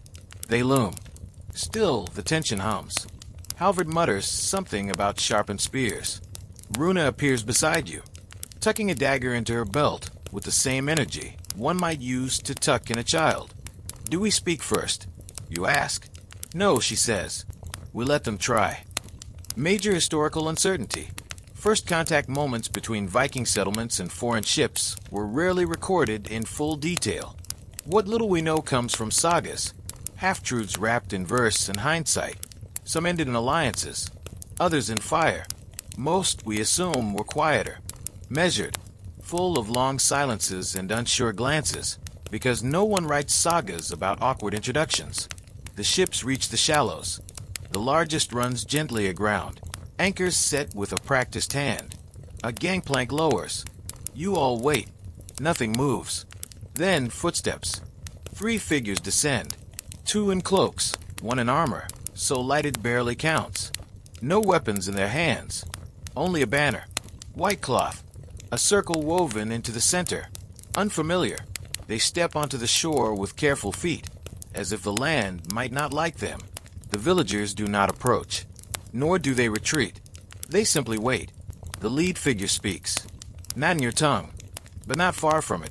The words drift through the air, twisted versions of yours, like a song you once knew but can't quite remember. You look at Imund. He steps forward, listens, then responds in their tongue. The conversation is brief. Then he turns to you and says, "They're not here to conquer. They're here to ask for help." A pause. What kind of help? Someone demands. Imund smiles faintly, the kind no one likes to admit they need. You exhale. The sea is still behind them. Your boat is still beside you. And now it seems, the journey is no longer just yours. Because when people ask for help at the edge of the world, there are only 2 ways to answer. You say no, or you get in the boat. The strangers camp on the northern side of the village, by the waterline, near the older stones that mark the edge of where settlements used to be, before storms swallowed half the original path, and the goats claimed the rest. They don't ask to come inside. You don't offer. Not yet. It's not unkindness. It's the way of things. Trust, like boats, is built plank by plank, not handed over like a basket of bread. Still, they are fed. A quiet offering of stew is brought, placed near the fire they've built themselves, and left without comment. They nod. You nod. No one smiles, but everyone understands. Imund acts as the bridge between the tongues. His words are smoother than before, like he's used them in another life. He listens, nods, translates with pauses long enough to make you wonder what's being left out. They've come from the south, he tells the gathered council that evening. Your boat at your back like a silent witness. From a land that's breaking. Too many mouths. Not enough harvest. They followed the old maps. They thought they'd find nothing, but they found us. He doesn't say how old those maps are, or who drew them. You ask the obvious question. Do they want to stay? He shakes his head. They want to learn. They want to trade. Maybe later, they'll ask for more. But not now. Runa stands beside you, arms crossed, her expression carved from driftwood. What do they offer? She asks. Imon smiles, small and crooked. Stories. Salt. A way of tracking storms that doesn't rely on guessing. You nod slowly. It's not weapons. It's not gold. But it's not nothing. Major historical fact. In the early centuries of Norse expansion, many Norse settlements survived not by strength of arms, but through symbiotic trade with other coastal cultures. Exchange of goods, shipwright techniques, and even stories created strange temporary alliances. A Viking could trade with someone one year and raid them the next. Fluidity, not loyalty, was the currency of the coast. The village is divided, but quietly. No one shouts, but you hear it in the way people sharpen tools that don't need sharpening, in the way the older folks glance toward the mountains as if hoping for ancestors to weigh in how Halvard mumbles. No one gives away salt without asking for something bigger later. He's not wrong, but he's not right either. You leave the circle before the talk circles back on itself. You walk the long way around the longhouse, the path you always take when you need to think without being asked what you're thinking about. The snow is thin now. Melted patches show the brown, thawing earth underneath. Spring is teasing. Not here yet, but close enough to write its name in the sky. The stranger's fire flickers through the trees. You slow, letting your footsteps fall lighter. You see them, two of them, hunched near the flames, passing a clay pot back and forth. They're young, not much older than you. Their boots are patched, their cloaks mismatched. One of them laughs. The other elbows him, says something too fast to catch. You watch them for a long moment and realize they're not much different. Obscure cultural tidbit. The Norse word for foreigner wasn't always negative. Utlendingur simply meant one from outside. It wasn't until centuries later that the term took on sharp edges. Back now, in your time, outsiders were curiosities first, threats only after. You return to the boat. It's quiet there. Your old friend. You sit in the hull, legs dangling, hand resting on the rail. The sky above is rich with stars again, as if the heavens are pressing close just to hear what you'll decide. And that's the thing. It is your decision, not just the elders, not just Imon's, not just whoever carved the runes in the council post before you were born. Because this boat is yours. And when you take it out, it will carry not only tools and fish and dreams, but people, ideas, maps that fold in strange new directions. You look toward the stranger's fire again, and then back at the boat. Runa finds you there an hour later. She doesn't ask where your mind went. She just leans against the side of the boat, eyes half-lidded. They'll want to go somewhere soon, she says softly. See what's beyond our fjord. You nod. I think they already do. She exhales. Do we? You pause. Then say, I think we've been waiting for a reason.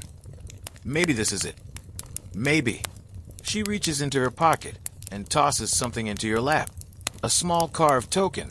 A whale, rough-hewn from driftwood, smoothed by fingers. I was going to put on the prow, she says, to guard the ship. You smile faintly. Against what? She shrugs. Unclear expectations. You laugh. It's the first real laugh in days. Major historical uncertainty. Some scholars believe Norse explorers carried carved totems aboard their ships, not as idols, but as anchors to home. A wooden raven, a god's face, a mother's brooch. Nothing powerful on its own, but power wasn't always about force. Sometimes it was about remembering why you left.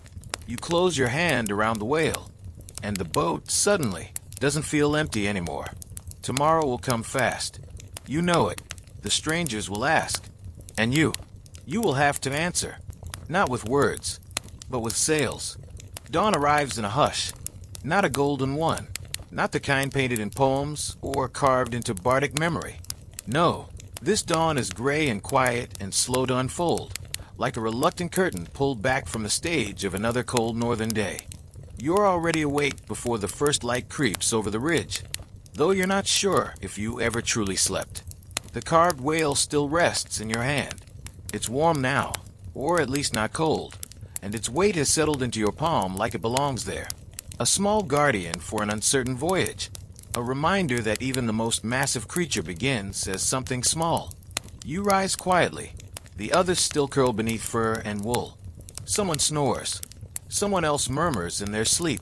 You leave your bedroll just the way you always do, tucking the corners and like you might come back to it soon. But even you don't believe that. Outside, the mist clings low to the earth, and the smell of damp wood and old snow fills your nose. The village has the feeling of something caught mid-breath. People will wake soon. Chores will resume. But for now, everything is held in that strange pause between night and day, between what was and what might come. You walk down to the boat again, because that's where your feet go without asking. It's still there. Of course it is.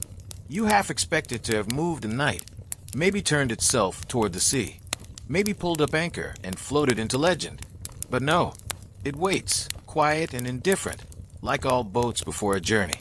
You run your hand along the side once more, and the wood is damp with dew. Runa finds you before the mist lifts. She has 2 bundles tucked beneath one arm, one filled with supplies, the other with her tools. She says nothing at first, just sets them down by the stern and begins inspecting the hull again. This is how you know she's made her choice. So you nod and say, "I'll fetch the rest." By mid-morning, the village knows.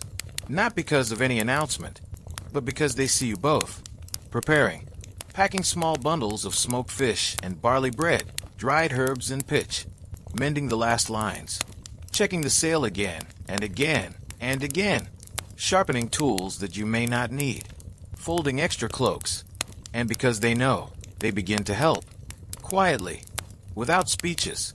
Brindis drops off a sack of nails and 2 spare axes. "Don't bring them back broken," she mutters, wiping her hands on her apron. Halvard hands you a water skin and won't meet your eyes. "Don't let her do all the steering," he says. You don't ask who he means. Even the goat, that goat, wanders up and drops a clump of something unidentifiable by the keel. You choose to take it as a blessing. Maybe. Major historical fact. Contrary to modern legend, Norse expeditions were not chaotic raids slapped together overnight. Even small exploration journeys took weeks of preparation. Boats were packed with tools, not treasure. Maps were mental. And voyages, especially those into unknown waters, were group decisions woven through community threads. As you load the last of the bundles into the stern, a voice calls from behind. It's the stranger, Imund. He holds something in his hand, wrapped in rough wool. You take it.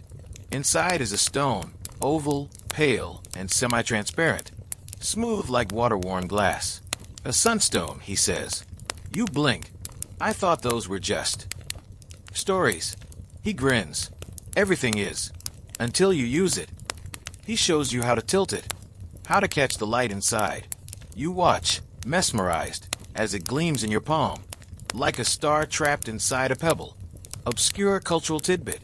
While the existence of Norse sunstones is debated, some believe these calcite crystals helped early sailors locate the sun's position through clouds. Legend says they didn't just guide you across seas. They reminded you where you were when you forgot who you were. You tie the sunstone in a small pouch and tuck it beneath the seat board, just left of center. A quiet place. Important things should never be placed in the middle. They need a spot where they can listen without being overwhelmed. By midday, the sky clears. Not dramatically. Just a few blue streaks where the clouds hesitate. Enough. The strangers approach again. Not all of them. Just 2. The youngest, a woman with calloused hands and a nervous smile, and the one who first stepped off the boat, whose voice still carries the weight of that strange banner. They don't say much. Just, "Can we come?" Runa looks at you. You look at the boat, then back at them. "Only if you help row." The girl grins. The man nods. That's enough. You make room. 2 spaces near the center bench. 2 extra oars. 2 cloaks offered. The boat does not groan or shift or protest. It just waits. Runa climbs aboard first, securing the bow line. She moves like someone who's rehearsed this in dreams. You step in next, followed by the strangers. Imund watches from shore, arms folded. "Where will you go?" Someone asks from the growing crowd. You pause, hand on the mast. Out. Then, after a breath, and forward. The boat is pushed free. It rocks gently as the water accepts it. The oars find their rhythm. Slow, then steady. The village fades behind you, not vanishing, but softening, like something seen through smoke or snow. The fjord stretches ahead, wide and still, and somewhere beyond its mouth, past the familiar cliffs and the black stones you've seen since childhood, there are new sails, new names, new winds. You grip your oar, and you row. The first hour is quiet, not silent. There's the rhythmic splash of oars dipping into the water, the faint groan of wood adjusting under the weight of motion, the rustle of sail and rope. But no one speaks. The silence is not awkward. It is ceremonial. The fjord around you is calm, as though it's decided to give you this one gift, a smooth departure. The cliffs on either side stretch up like ancient guardians, their jagged faces half veiled in mist. Above, seabirds glide in slow arcs, watching without judgment. Occasionally, one cries out a long, echoing sound that reminds you just how vast this world can feel once the shoreline disappears. You glance behind. The village is already a shape, not a place. Rooftops like stones, smoke like thread. The people you know reduced to brushstrokes. Your life, your entire life, folded into the horizon. You row harder. Runa is at the tiller, her eyes forward, her hands sure. The sun peeks through the thinning clouds. It strikes the water in golden slices, and for a moment you forget that this is the same sea that has taken lives. It looks harmless now, almost inviting, but you know better. Major historical fact. Most Viking longships didn't simply ride the waves, they read them. The hulls were flexible, designed to bend and move with the water. This gave them speed and silence, perfect for narrow rivers or sudden escapes. But it also meant you felt everything. Every pull of current, every shift of weight. A Viking boat didn't carry you. It included you. The strangers are rowing too. You didn't expect them to be strong, but they are. The girl, her name is Selah, you've learned, has arms like rope and shoulders shaped by labor. The older man, Ervold, he said, moves with a sailor's calm. Neither of them speak unless spoken to. Both of them look at the sea like it owes them something. You wonder what it took for them to leave their own shore. What price they paid to cross into your story. Eventually, Runa calls for a rest. You ship your oar and stretch your arms, shoulders aching from effort. The boat drifts, the sail slackened but not useless. The current tugs gently westward, like a lazy guide dog who's decided where you're going before you do. You take a skin of water from under your seat, drink, and pass it forward. No one talks yet, because out here, words aren't cheap. They cost breath, and trust, and a bit of magic too. Selah finally breaks the silence. What do you call this place? You look around. This, the fjord, it doesn't have a name. She frowns. No name. You shrug. We don't name things we don't need to fight over. She nods slowly. Where I'm from, everything has a name. Rivers, rocks, even the wind. And do they answer when you call them? Runa asks from the stern. Selah smiles faintly. Sometimes, when they want to. Obscure cultural tidbit. In some Norse and pre-Norse traditions, naming something gave you power over it. But it also meant taking responsibility. To name a mountain was to acknowledge it could outlive you. To name a storm was to admit it might remember you. The sky clears further as you row deeper into open water. No more mist now. No more mountains pressing close. Only sea and sky and the vague shimmer of possibility on the edge of both. You think about the stories the skalds tell.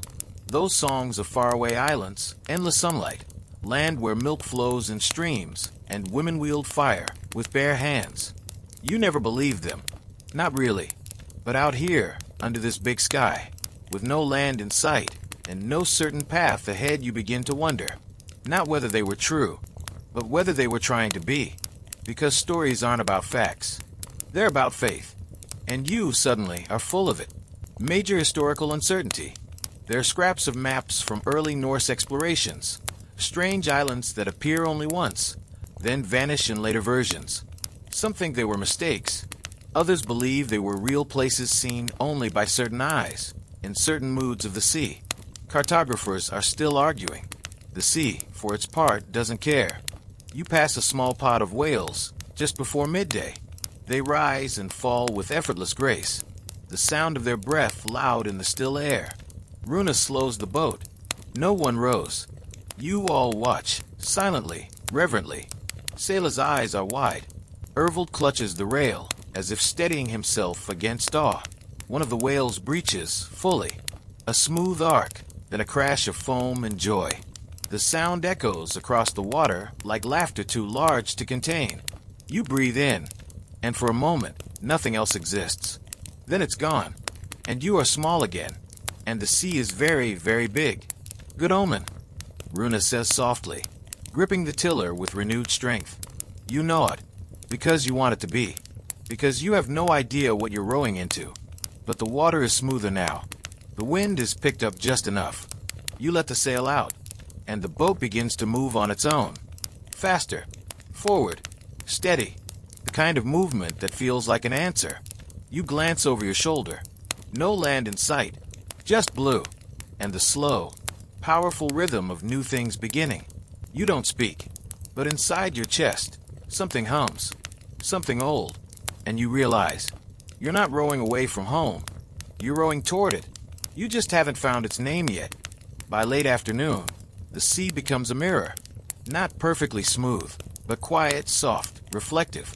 The kind of water that shows you the sky in exact detail, only bluer, as if the gods themselves painted it twice just to be sure. Clouds drift slowly overhead, trailing their shadows across the waves. Every time the boat rocks, those shadows ripple, like you're sailing through someone else's memory. You've stopped rowing. The wind does the work now. Sail full, lines tight. The boat glides forward with gentle resolve. It's not fast, but it's steady. The kind of motion that lets you sit back for once, stretch your sore arms, and pretend, for just a moment, that this is easy. It's not, of course. Your hands are blistered, your back aches, and your legs, from hours bracing against shifting planks, feel like soft wood. But none of that matters, because now you're out, past the fjord, past the cliffs, past the line that marked there and not there. This is the sea now, the true sea, the open sea, and it feels like you've cracked something open, not a door, a page, as if your life until now was prologue, and the story has finally started. Sayla sits beside you on the center bench, leaning her head back against the mast. Her eyes are closed, face turned toward the wind. She hums something soft, a song you don't know. It might not even be a song, just syllables given to the breeze. Ervold is near the bow, checking the water skins again, muttering quietly to himself. His lips move in the rhythm of someone counting. Not numbers, but steps, or waves, or maybe regrets. He pauses once, glances back, and when he sees you watching, he nods. Just once. Nothing more. Runa hasn't said a word in the last hour. She's gripping the tiller like it's the spine of the world, guiding you all with a quietness so complete it becomes a kind of music. You want to speak, to say something profound, to mark this moment, but you don't, because some moments are not for marking. They are for being in. You lean your head back too. Close your eyes. Breathe in the salt and sun. Let the silence take root. Major historical fact. Most Norse voyages along the North Atlantic relied heavily on coastal navigation. True open sea travel was risky and rare, but not impossible. Historians now believe some expeditions, especially toward Iceland and Greenland, involved intentional deep-sea crossings using primitive but surprisingly effective wind and wave reading. The sea was not just a barrier, it was a map, if you knew how to read it. The day lengthens. Time stretches in long ribbons, fluttering off the edge of the world. You eat some dried fish. It's chewy. Not bad. Tastes like yesterday and maybe tomorrow. Sayla offers you a bit of something sweeter, berries pressed into a kind of paste, wrapped in bark. It tastes like sun.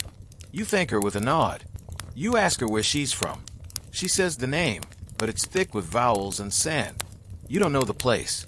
Near the White Cliffs, she says, trying again. There are many white cliffs, you reply. She shrugs. Then perhaps there are many of my home. You like that answer. Obscure cultural tidbit. Viking travelers often renamed places based on what they saw. Greenland, for example, was likely named to entice settlers, even though it's mostly ice. To name something was not always to define it. It was to invite others to believe in it. Clouds begin gathering toward the horizon. Not dark ones. Not yet.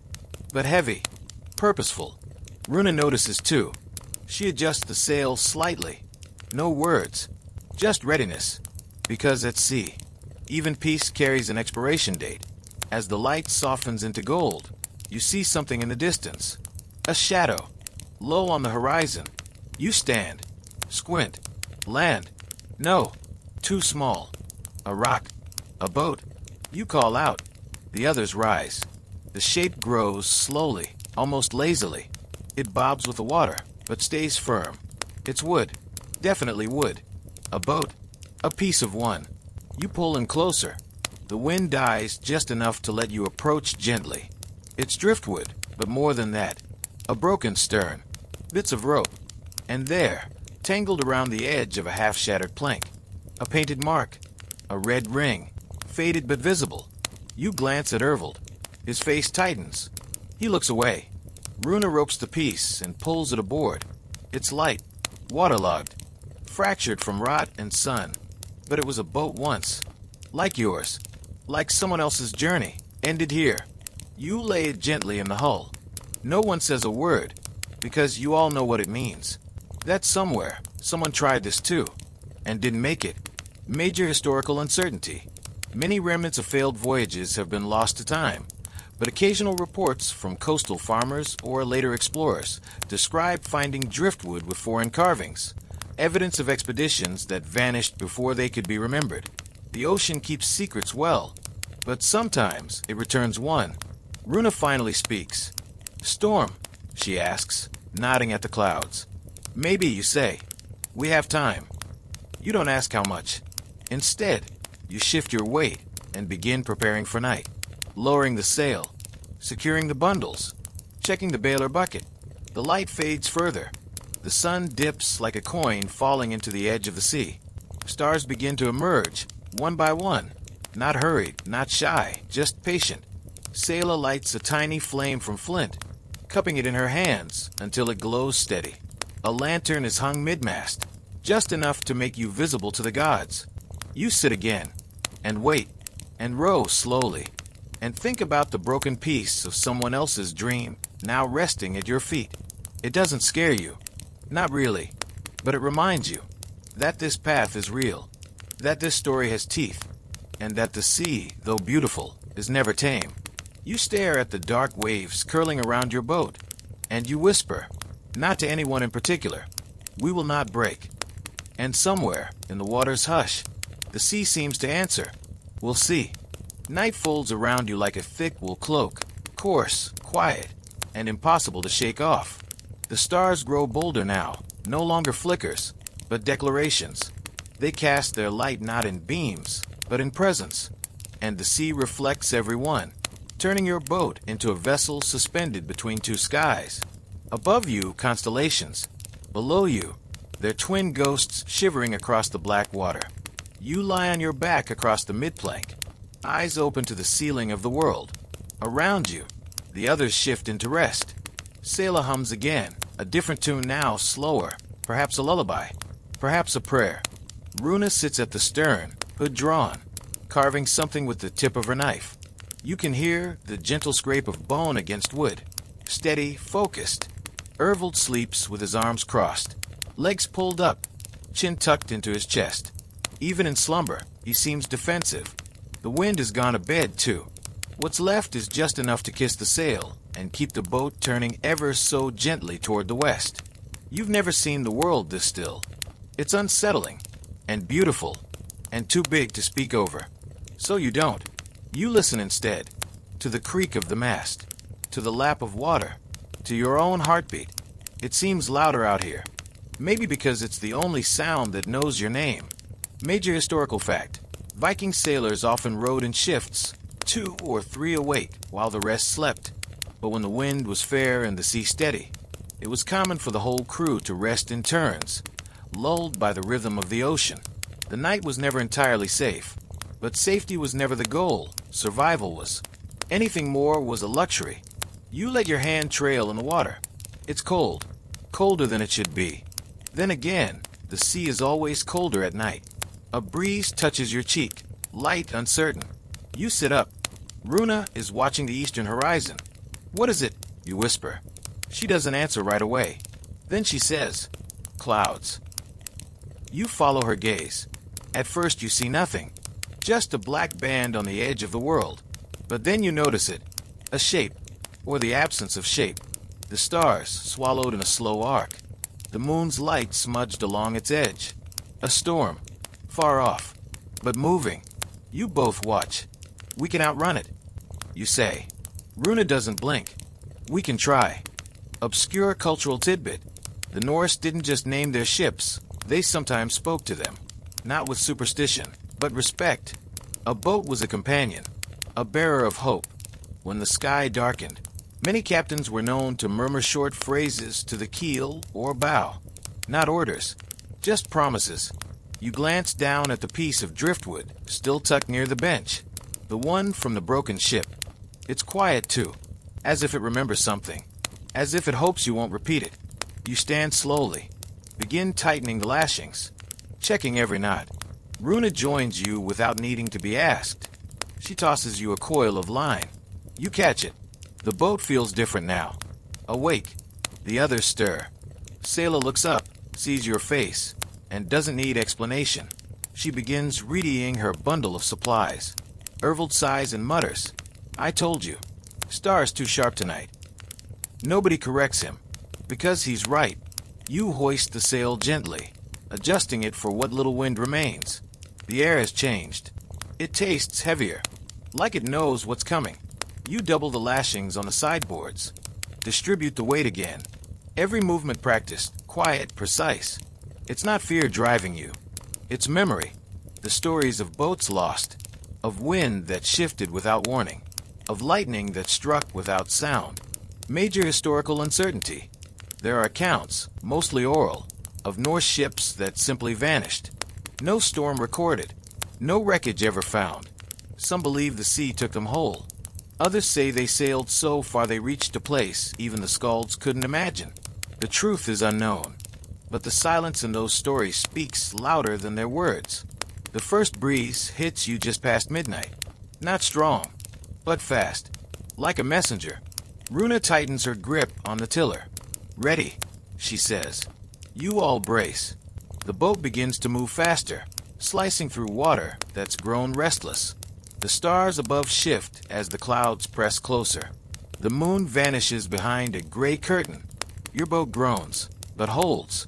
The sea heaves, slow but deliberate. A swell lifts you, then lowers you, like a hand testing your balance. You adjust your posture, eyes forward, hands steady. Selah begins humming again, but this time it's not a lullaby. It's a rhythm. For rowing, you join her, then Ervold, then Runa beneath her breath.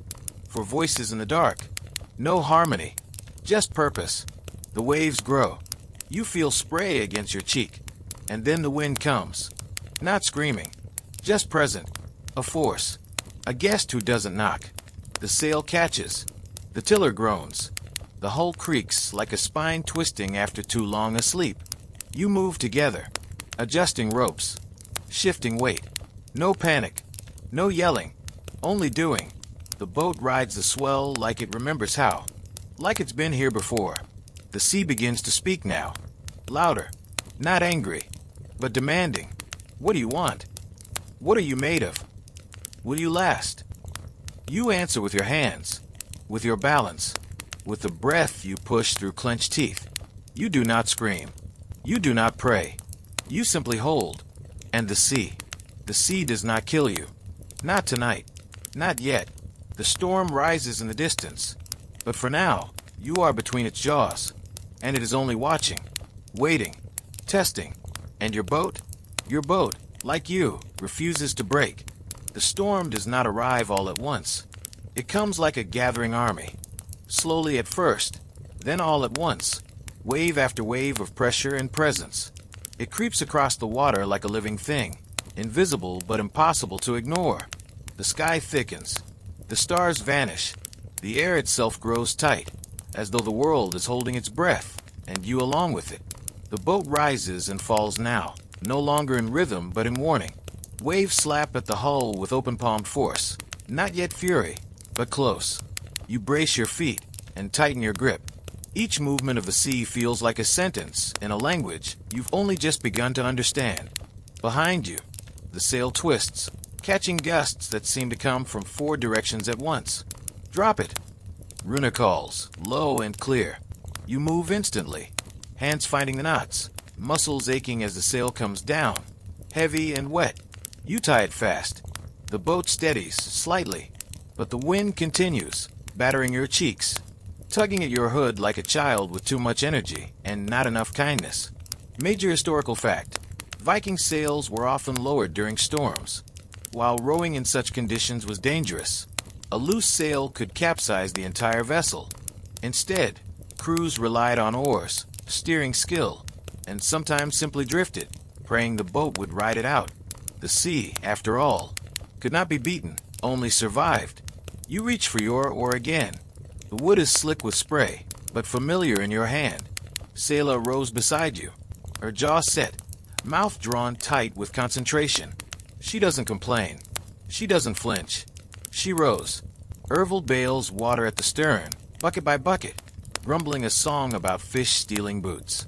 It makes no sense, but it keeps rhythm, and rhythm is sacred now. The boat groans under pressure, a long creak like old bones. Runa stands at the tiller, her feet wide, her whole body braced against the pull. Her hair, soaked and clinging to her neck, whips behind her as the wind rises to a shriek. A sheet of rain slaps the deck, cold and sudden. You blink water from your eyes. You row harder. Obscure cultural tidbit: Norse sailors believed that rain during a voyage wasn't always a curse. Some saw it as a baptism of sorts, cleansing the boat, anointing the crew. Of course, that was before hypothermia had a name. The storm hits harder now. Waves crest like animals, high and wild. You ride each one like it might be your last. Sometimes, the boat rises so high the sea seems to vanish beneath it. Just air, just sky. Then it drops, stomach lurching, ribs braced, and slams into the trough below with a shuddering thud that rattles your teeth. Still you hold. Still the boat floats. Still you row. Runa calls out, "Reef ahead." You squint. She's right. A dark shape in the chaos, a jagged silhouette, jetting from the water like the spine of a drowned beast. Steer left. The tiller turns. You dig your oar into the sea like a spear, fighting the pull, fighting the panic. The wave lifts you again. For one breathless moment, you're eye level with the rocks. Then you drop. The boat schemes past the edge of the reef. You feel the scrape. Just a kiss of danger. But the hull holds. Major historical uncertainty. Scholars debate whether early Norse explorers used charts or relied entirely on memory and instinct. Some say they had primitive maps. Others argue they used nothing but stars, sea color, and the behavior of birds. In storms, however, none of that mattered. Only luck and skill, and whether your gods like you that day. You pass the reef. The sea opens up again, no less wild, but wider. And for a moment the rain eases, just enough to see what's ahead. Sky, still dark, but clearing. You let out a breath you didn't know you were holding. Runa slumps slightly at the tiller, not from failure, but from exhaustion held at bay for too long. Sailor rests her oar. She's shaking slightly. You hand her a piece of cloth to wipe her face. She smiles at you, weak, but real. Even Ervold stops bailing. "We lived," he mutters. "That's unexpected." You sit down. The boat rocks gently now, the anger gone, but not forgotten. The storm recedes behind you like a story being retold in reverse. You let your hand fall into the water again. It's calmer. Still cold, but calm. Runa speaks, finally. That was the worst of it. You look at her. How do you know? She gestures at the sky. There's light coming. And there is. A faint glow on the horizon. Pink. Not yet sunrise, but close. The sea glitters in that hesitant way it does after something terrible, like it's not sure if it should apologize or ask if you learned anything. You lie back against the bench. The sail is still tied. The oars are still whole. Your hands are blistered. Your arms tremble. Your cloak is soaked. But you are here. All of you. Together. And the boat still floats. You think of the broken driftwood from earlier, the way it rocked in the current, the way it warned you without words. You glance at the plank, still tucked near the stern. You nod to it quietly. A thank you, because you are not driftwood. Not yet. You are a vessel. Moving. Living. You've passed the test. And though the sea is never done testing, tonight it has let you through. The clouds begin to break apart like tired hands opening, and the stars return, not shy, not dim, but proud, as if to say, we saw that. By morning, the sea is a different creature entirely. The fury has passed, leaving only a wide, exhausted hush. The waves have softened, no longer crashing, but rolling, shoulder to shoulder, like old friends walking quietly beside you. The sky stretches above, pale and scrubbed clean, streaked with long wisps of cloud, like chalk across slate. And somewhere out beyond sight, the storm unravels itself, its rage spent, its voice quieted. The boat drifts now, not aimlessly, but gently, guided more by exhaustion than wind. You're sprawled against the bench, boots off, cloak draped over your legs, hair still damp, but drying in the early sun. Your rests beside you like a sword laid down after battle. You grip it loosely, just enough to feel its weight, not enough to use it. No one says much. Runa is half asleep at the tiller, eyes closed, hand still looped loosely around the rudder. Sayla leans against the mast, chin resting on her knees, her hands clasped in front of her as if in prayer.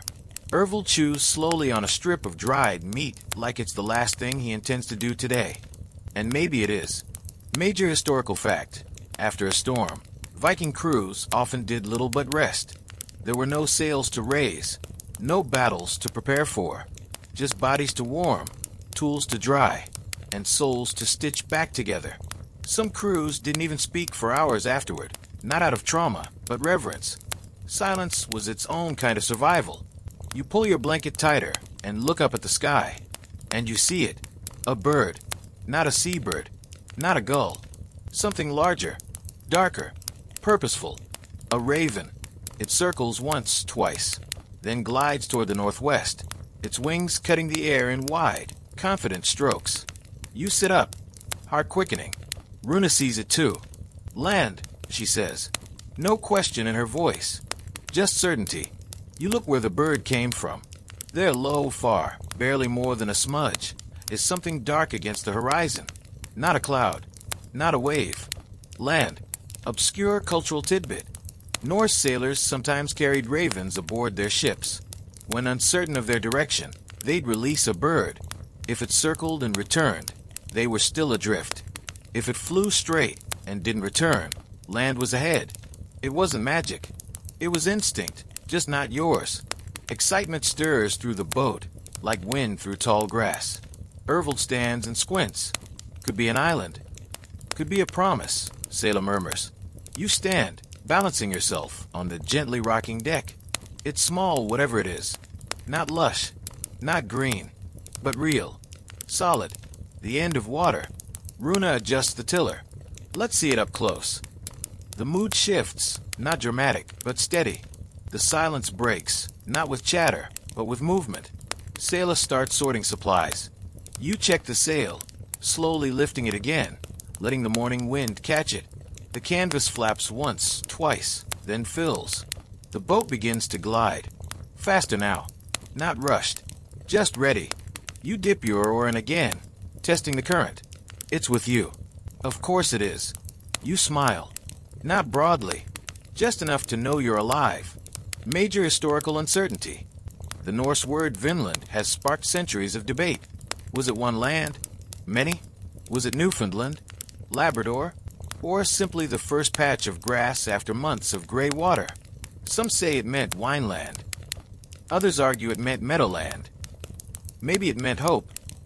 Maybe it meant we made it. The land draws nearer. Now you can see more. Rocky coast, dark soil, a few sparse trees leaning toward the sea as though waiting to be found. There's no sign of life. No smoke. No boats. Just land. Ervil mumbles. We'll have to test the soil. Runa adds, and watch for animals. Tracks, nests, dung. You and Selah both nod. None of you say, we'll name it. Because it's too soon. Because naming is serious work. Because once something has a name, it starts to belong to someone. Instead, you prepare for landing. You draw up the sail again as the shore looms closer. You hear the surf now, low and rhythmic, like a giant breathing in its sleep. The boat cuts through the shallows, scraping lightly across sand and stone. You jump out first, boots splashing into cold, knee-high water. You pull the boat further in, muscles burning, legs trembling, but smiling now, grinning like a fool. Runa follows, then Ervil, then Selah. You all step onto land. It's solid beneath your feet, in a way that feels unnatural after days of shifting sea. Your body sways as if the waves still hold you, but the ground is unmoving, relentless. You kneel, pick up a handful of dark, damp earth. Smell it. It smells like wet roots and silence. You drop it. Selah walks inland first, climbing a small rise of rock and moss. At the top, she turns around, breathless. There's a stream, she calls, and trees further in. Runa joins her. You follow. You look out from the hilltop, wind slicing across your face. Before you, a world untouched by your people. No roads, no ruins, no graves, only possibility. You turn to the others. Say nothing, because what do you say? Standing at the edge of discovery, you don't have the words yet, but your heart does. And so does your boat, resting at the shoreline below, bobbing gently like it's proud of you. The wind picks up again. Fresh, clean, curious. You let it move through your hair. And for the first time since you left, you feel like you've arrived. The first full day on land feels suspiciously quiet. There are no welcome banners, no trumpets of triumph, no ghosts of ancient kings rising from the earth to anoint your boots with glory. Just silence. Trees standing awkwardly apart, as if they haven't yet decided whether to be forest or not. Low grass swaying in indecisive wind. Rocks indifferent and old. You stand in the middle of it, hands on hips, heart still thudding from the landing, and think, well, now what? That's the problem with dreams. Once they come true, they start asking questions. The others fan out.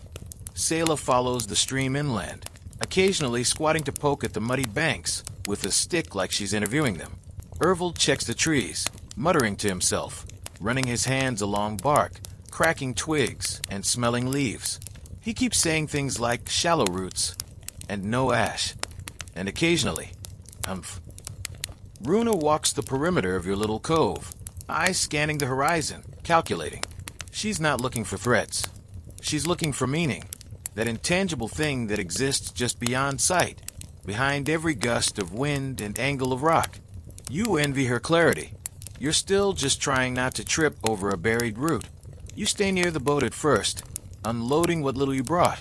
Some dried fish, water, a folded tarp, a small bag of salt. These things feel ridiculously small now, like packing twine for a mountain expedition. You dig a shallow pit near the beach and build a fire. It's simple work, flint, moss, dry driftwood that's somehow still dry. The flame catches, shy at first, then bold. You sit beside it, warming your fingers, and then you listen to the land, to the wind moving through grasses that don't yet know your name, to the distant thrum of waves against rock, to the bird song, not seagulls this time, but something else, something warbling and unfamiliar, a melody made for no one in particular. You close your eyes, and for the first time in what feels like weeks, you stop moving. Major historical fact. First landfalls by Norse explorers were often brief. The initial days were for scouting, not settling. They looked for fresh water, good timber, shelter from storms. They left markers, returned to ships each night. Only after weeks, sometimes years, would a place be deemed habitable. Vikings were impulsive on the sea, but cautious on land.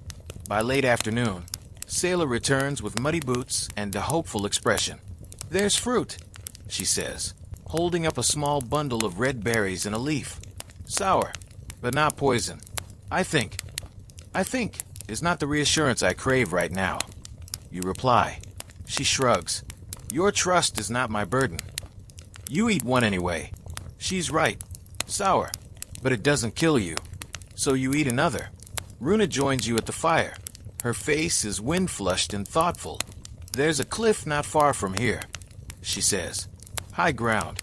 Good view of the shore. If we stay, we camp up there." If.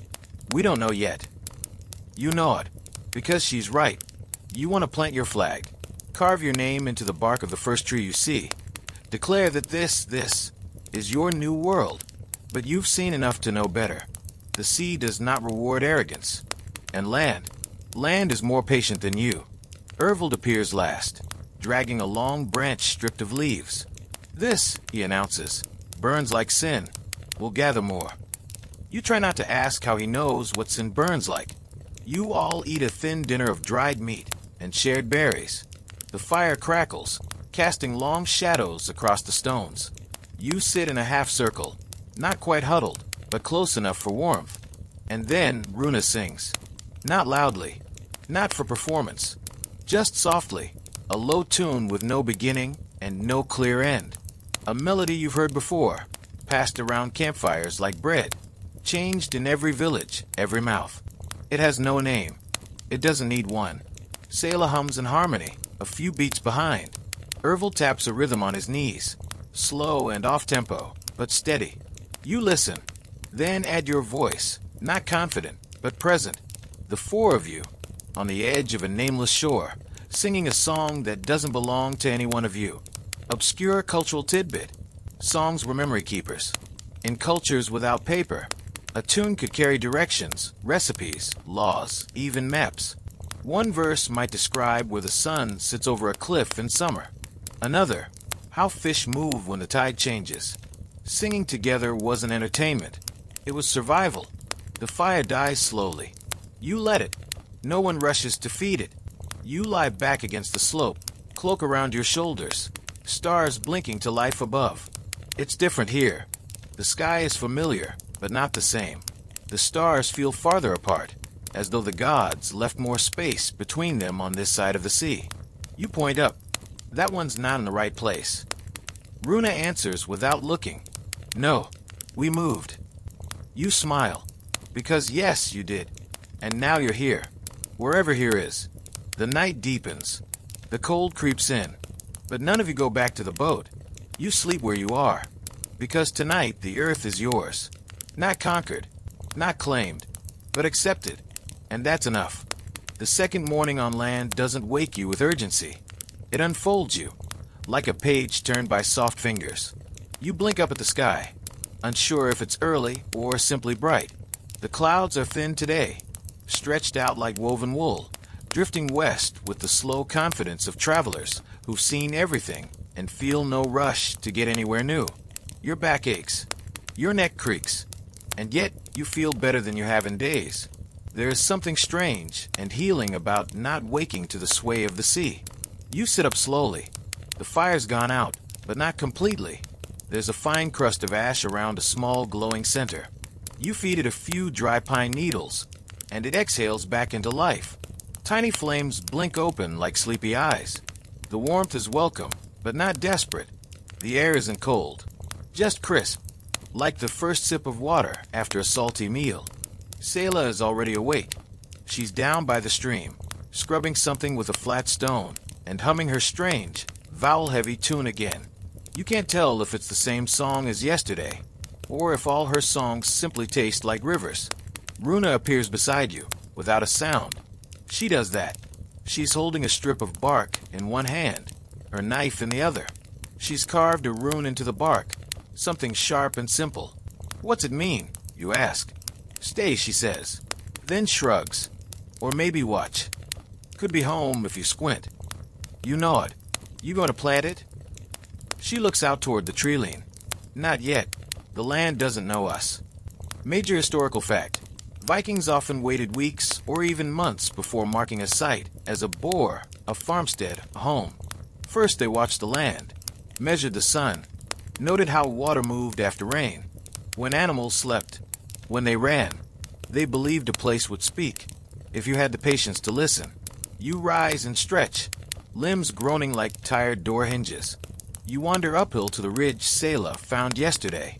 The view is still breathtaking. Endless forest, one or two rocky hills, and beyond them, glints of inland water. It's not the world you left, but it could become the one you stay in. You squat, dig your fingers into the soil. Dark, soft, stone underneath, but not too close. Maybe not a bad place to grow something. You wonder what would grow here first. Wheat, turnips, a child. You shake the thought off. You're not there yet. Ervil joins you soon after, carrying a long branch across his shoulders like a yoke. At each end dangle small bundles of gathered herbs, twisted mushrooms, and one truly enormous pine cone. Breakfast, you ask, pointing at it. He grunts. Weapon. You smile. He sets the load down beside you and flops onto the ground with a long, slow exhale. You know what this place is missing, he mutters. Civilization. He squints. Salt. We'll need more. Maybe near the coast. We'll trade with the fish, you reply. They have plenty. He chuckles. Smart. Let them swim inland and negotiate. You sit in silence a while. Birdsong trickles in through the trees. Small bugs hum through shafts of morning sun. Even the sound of the boat bumping gently against the shore feels different now. Less like a call to leave, more like a reminder that it's still there, if you need it.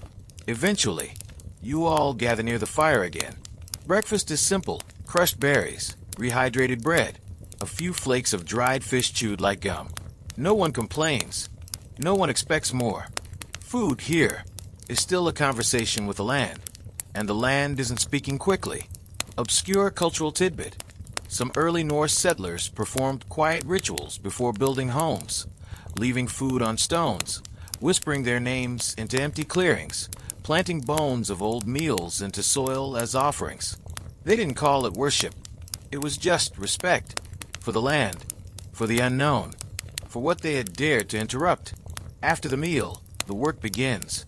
There's no discussion, no assignment, just movement. Selah clears space for small shelter, stacking driftwood and stripping bark. Runa scouts the cliff edge again, checking for higher routes, mapping with her eyes. Ervil sharpens stakes and mutters complaints about every branch that doesn't agree with his opinion. You return to the boat. You run your hand along its hull. It's scarred now, salt-worn, but strong. You check the lashings, tighten a line, bail out what little water has collected inside. Then you step back and build a small rock pile just beside it. 6 stones stacked in uneven layers. Not a monument, just a note, a marker that says, "We landed here, and we meant it." Major historical uncertainty. No one knows for sure what the first Norse landings looked like. The sagas are vague. The maps are contradictory. What we have mostly are impressions, burned patterns in soil, odd artifacts found far from Scandinavian trade routes, charcoal dated wrong for the region, evidence that someone was there and then left, or stayed so deeply they vanished into the land itself. You help Selah raise a tarp lean-to between 2 trees. It's crooked, a little sagging, and flaps like it's reconsidering its career. But it stands, and you laugh, and she does too. And for a moment, it feels like you're building something bigger than shelter, something almost domestic. That evening, you all sit around the fire again. But this time, you're not singing. You're planning. Where to check for game. Where to dig for clay. What to do if the weather turns bad. There's no leader, just shared purpose. And that's rarer than gold. Runa speaks last. We stay 5 days, she says. Then we decide. No one argues, because 5 days is fair. 5 days is a promise between strangers and a land that hasn't yet made up its mind. The fire dies slowly again, but this time you let it, because tomorrow the land might speak. And when it does, you'll need to be listening. On the 3rd morning, the land breathes. You feel it in the earth beneath your feet, the way it holds the dew, The way it lets your boots press down just a little deeper, as though it's paying attention now. The wind is softer, more curious than cold. And the trees have stopped watching you like strangers. They creak differently, less like protest, more like welcome. You wake earlier than the others, a habit now, not duty. The fire is down to ash, but not dead. You stir it, feed it, coax it back from ember to flame with the kind of intimacy usually reserved for family. When it catches, you sit back and sip from your water skin. You think about nothing, which is not the same as not thinking. Thinking about nothing is a deliberate act. It means you trust your world enough to stop clutching it. It means you've let go of the tension behind your teeth, the grip on your oar, the endless rehearsals of what if. You just sit, and for a while, that's everything. Eventually, Runa joins you. She hands you a cup of something hot, a weak herbal tea she boiled from leaves she still refuses to name. You take it without asking. Trust, you've learned, is sometimes sipping something strange and pretending it was your idea. It rained last night, she says after a while. You blink. Did it? She nods. Up on the ridge. The rocks are slick. You didn't notice, because for once you slept. Major historical fact. One of the earliest recorded Norse settlements in the West, at Lonseux Meadows, shows evidence of routine, fire pits, workshops, sleeping areas. It was not a war camp. It was a place to cook, to mend, to sleep. A temporary home built by people who didn't know if they were staying, but lived like they might. Selah stirs not long after. She's barefoot, hair a mess, cloak wrapped around her like a worn promise. She grunts at the morning, then at the fire, then at the tea Runa offers. Eventually, she drinks it anyway. Ervold stumbles and last, wearing what might be a squirrel pelt tied around his neck, like a stolen trophy. No one asks. He sits, stretches, and immediately begins complaining about the rocks he slept on. They're not just rocks, he mutters. They choose where to be. Then sleep somewhere else. You say. They follow me. You hand him tea. He drinks it like it insulted his father. The morning meal is better today. Selah found wild tubers, and you cooked them in the coals last night. Smoky, earthy, not exciting, but solid. You chew slowly, watching smoke rise into a sky so pale it could be dreaming. After eating, you all rise. Not from command, but rhythm. Today is for exploring. Runa and Ervold take the western trail, such as it is, through brambles and low hills. You and Selah head east, where the land flattens into a gentle plain dotted with rocks that seem placed by someone who thought ahead to hide and seek. You walk mostly in silence. The sun is warm on your face. The grass is wet, brushing your boots with every step. You find animal tracks, not deep, not fresh, but real. Selah kneels beside them, touches them with reverence. 3 toes, broad, might be elk. Or trolls. You offer. She glances at you. Trolls don't leave tracks. They take yours. You don't ask what that means. You keep walking. Obscure cultural tidbit. Some Norse believe the land was already inhabited, not by people, but by spirits. The Landvetter, or Land Wights, were guardians of hills, rivers, trees. To disrespect them was to curse your settlement. To honor them, that meant safety, or at least forgiveness. This belief didn't stop expansion, but it slowed it down enough for listening. You find a circle of stones by midday, too even to be natural. Not big, maybe 6 feet wide. Not a fire pit, not a grave, just a ring.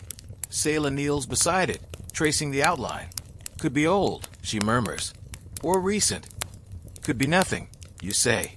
Nothing doesn't shape itself like this. You both sit a while. It doesn't feel dangerous, just quiet, like whatever was here has left, but politely. Eventually, you stand. You head back slowly, marking the way with bent branches and small rock piles. As you approach camp, you hear the others returning too, laughing about something Ervold stepped in. You gather around the fire. You share what you saw. They do too. Runa found fresh claw marks on a tree. Not bear. Something smaller. Ervold says he heard voices in the trees, but admits it might have been the wind through pine needles. Or hunger. You all eat again. Then talk long after the sun sets. Plans now. Real ones. Where to dig. What to build. Whether to cut trees or let them stay. You talk like people with a future, because the land hasn't rejected you. And that here is the same as saying yes. Later, you sit alone at the edge of the water. The boat is still there, rocking softly, waiting. You could leave, but for the first time, you don't want to. You want to stay. Not forever, just until the land says your name. And maybe, just maybe, you'll say it back. Day 4 arrives not with drama, but with dew. Everything glistens, leaves, bark, rocks, even your eyelashes. The air smells like green things waking up. You sit at the edge of the cove, watching the tide creep in slowly. Like a cat not yet sure it's welcome. The boat bobs in place, still tied, still loyal, still waiting. But it's not alone. A thin film of seaweed has crept around the hull overnight, like the shore itself is reaching out, testing you, claiming the boat with quiet fingers. You smile at that, because that's what the land does eventually. It takes what lingers. Stone, wood, footsteps, names. You're no longer guests here. Not quite, but you're not yet residents either. You're something between, and that, strangely, feels okay. You stand and stretch. Your joints crack like dry bark. Runa's already at the fire, adding bark and bits of twigs. Selah is down by the stream again, sleeves rolled, muttering to a pot full of soaking roots. Ervold well. He's still snoring, face down on a blanket that's no longer under him. You make a note to let him sleep. He found a small spring yesterday and spent an hour talking about the mineral content like it owed him an apology. Let the man have his rest. After breakfast, a thin broth that somehow still tastes better than anything from the ship, you gather for what is now a daily ritual. The Council of 4 Rocks. It started as a joke. 4 rocks around the fire. Sit, plan, decide. But now it's a rhythm. A rhythm is everything. Runa speaks first, as always. We should mark the stream, she says. If winter finds us here, we'll want paths that remember where water lives. Ervold, awake now and chewing something stubborn, nods. Also found moss on the north slope. Might work for insulation. Not warm, but dry. Selah holds up a rough pouch. Herbs I don't recognize. I'm not dead yet. You chuckle. A compelling endorsement. They look at you. Your turn. You clear your throat. Birds flew inland this morning. You say. 3 of them. Not migratory. That means trees with fruit, or bugs, or both. Runa considers. Could be nests. Could be opportunity, Selah replies. Ervold leans back. Could be dinner. Major historical fact. Norse settlers were deeply observant of animal behavior. Birds, in particular, were treated as both messengers and indicators. The presence of nesting birds near water sources often meant stable ecosystems. Fish, insects, foliage. Where birds thrived, so could boats. And people. You split up again. Today, your task is mapping, not drawing. You don't have parchment or ink, but walking, repeating paths, building mental maps. Land becomes less mysterious when your feet learn it. You walk the long edge of the eastern ridge, noting each odd stone, each fallen tree. You find a patch of flattened grass, shaped like something large had rested there recently. You crouch, touch the soil beneath, still warm. You're not alone here. Not in a dangerous way. Just not alone. The land remembers other things. Other feet. Other lives. Obscure cultural tidbit. In some Norse tales, a place could remember past occupants. If a site was peaceful, new arrivals were advised to speak aloud to the earth, announcing their names, their intentions. It wasn't superstition, it was etiquette, because forgetting who came before you was the fastest way to be forgotten yourself. You do it. You stand at the edge of that flattened patch and say, quietly, "We're here now. We mean no harm. We ask permission." No answer comes, but the wind doesn't push you away. That's enough. You walk back to camp with purpose. By mid-afternoon, the group has reassembled. Runa has built a windbreak near the lean-to, using stripped branches and woven reeds. Ervold's cleaned and sharpened what might be a rabbit bone into a serviceable hook. Selah has set her herbs to dry on a flat rock, weighed down with pebbles. You all sit, eat, breathe, and then you start building. Not a house, not yet, but the bones of a shelter, a proper frame. You dig post holes, drive stakes into the earth. Runa instructs, Ervold curses, Selah hums. You sweat. Major historical uncertainty. Did Norse explorers build with permanence in mind? Some archaeologists think early structures were meant to be temporary. Others argue that the act of building made settlers feel rooted, even if the walls didn't last. To raise a roof, even a weak one, was to say, "We belong here for now." By sundown, the skeleton of your shelter stands. Not proud, not straight, but standing. That's enough. You sit beneath it, drinking weak ale from a shared skin, passing it around like a ritual. Ervold offers a toast. To roofs. Selah raises her skin. To surviving roofs. Runa just smiles and says nothing. But you look up through the open rafters at a sky that now seems lower, closer, like it has agreed, just for tonight, to become part of the walls you've raised. You don't toast. You whisper. To staying. The fire crackles. The wind shifts. The earth settles around your boots. And for the first time, you feel kept. Morning 5 arrives with a decision already waiting inside it. You feel it before you open your eyes. Something different in the way the trees hold their breath. In the way the wind circles instead of slicing. In the weight of the silence. Not heavy. Not cold. Just expectant. You sit up in the lean-to you helped build. Its thin wooden frame now draped in furs, bark, and one blanket that smells suspiciously like smoked fish. A soft beam of early sun filters through a seam in the roof. You watch it for a moment, dancing on the dirt floor like it has something to say. Today is the last day of your promise. 5 days. You said you'd decide. And here you are. No one says it aloud. Not yet. But you can feel the others thinking it too. You rise. Roll your shoulders. Stretch the ache out of your back. Your muscles complain, but not in protest, in partnership. Your body, like the boat, is used to the idea that it must endure. The difference now is you want it to. Runa's already up, sharpening her knife on a flat stone. She doesn't speak. She nods once. That's all. She doesn't need to ask what kind of day it is. She already knows. Selah is near the stream, hands buried in the soil, checking her tiny plots, little mounds of disturbed earth where she's buried foraged seeds, just to see what happens. It's too soon, of course, for anything to sprout, but that's not the point. Hope doesn't grow only from results. Ervold is still asleep, face down in the newly gathered moss he calls his second bed. You let him stay there a little longer. He'll wake up knowing. He always does. You eat quietly.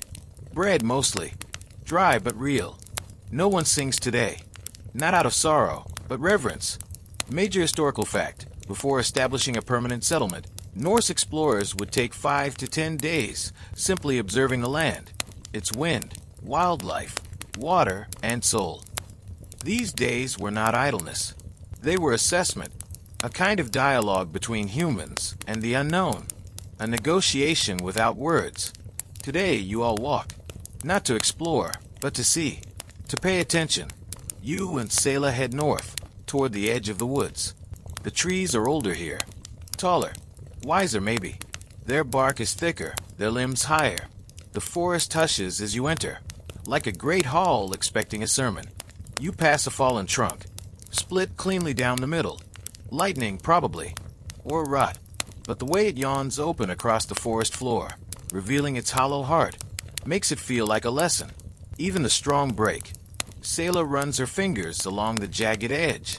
This could make shelter, she murmurs. Or a canoe, you say. She pauses. You thinking of leaving? Not yet, but I like knowing the option floats. She smiles at that. Then you both go quiet. You come across a patch of wildflowers, tiny blue ones, clustered like they're keeping secrets. Bees drift between them lazily, their movements unbothered by your presence. You squat, watch the flowers tilt slightly in the breeze. Selah speaks again. They don't care that we're here. No, they just keep growing. Like we could, maybe. Obscure cultural tidbit. Some Norse myths say flowers were once warriors who refused to leave the battlefield, and so the gods turned them into colors that never fled. To walk among them was to walk among the unyielding. Soft, yes, but not weak. You return before midday.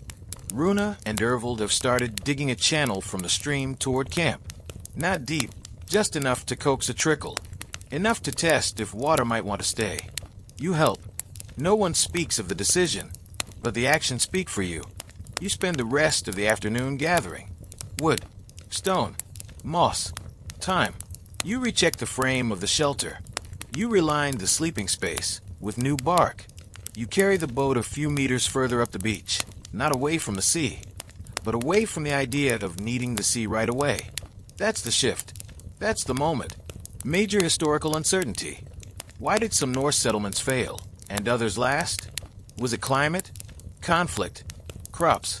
Perhaps it wasn't the land at all, but the people's willingness to change their plans. Some left because they couldn't bend. Others stayed because they did. Maybe it was as simple as knowing when to call a place home.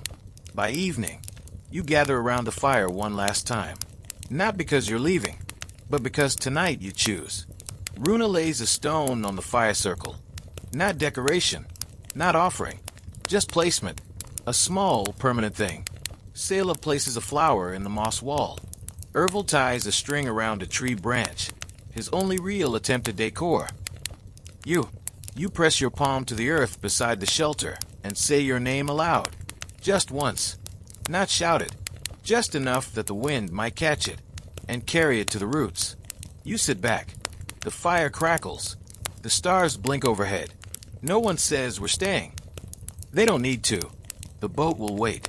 It always will. But for now, you don't need it. You have fire. You have shelter. You have names spoken aloud to the earth. And the earth, so far, has not objected. You wait before the sun.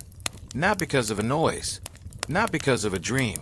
Just because your body is finally in rhythm with this land. With this air. With this quiet. The fire is out, but still warm. You sit up, wrapped in your fur-lined cloak, and look toward the east.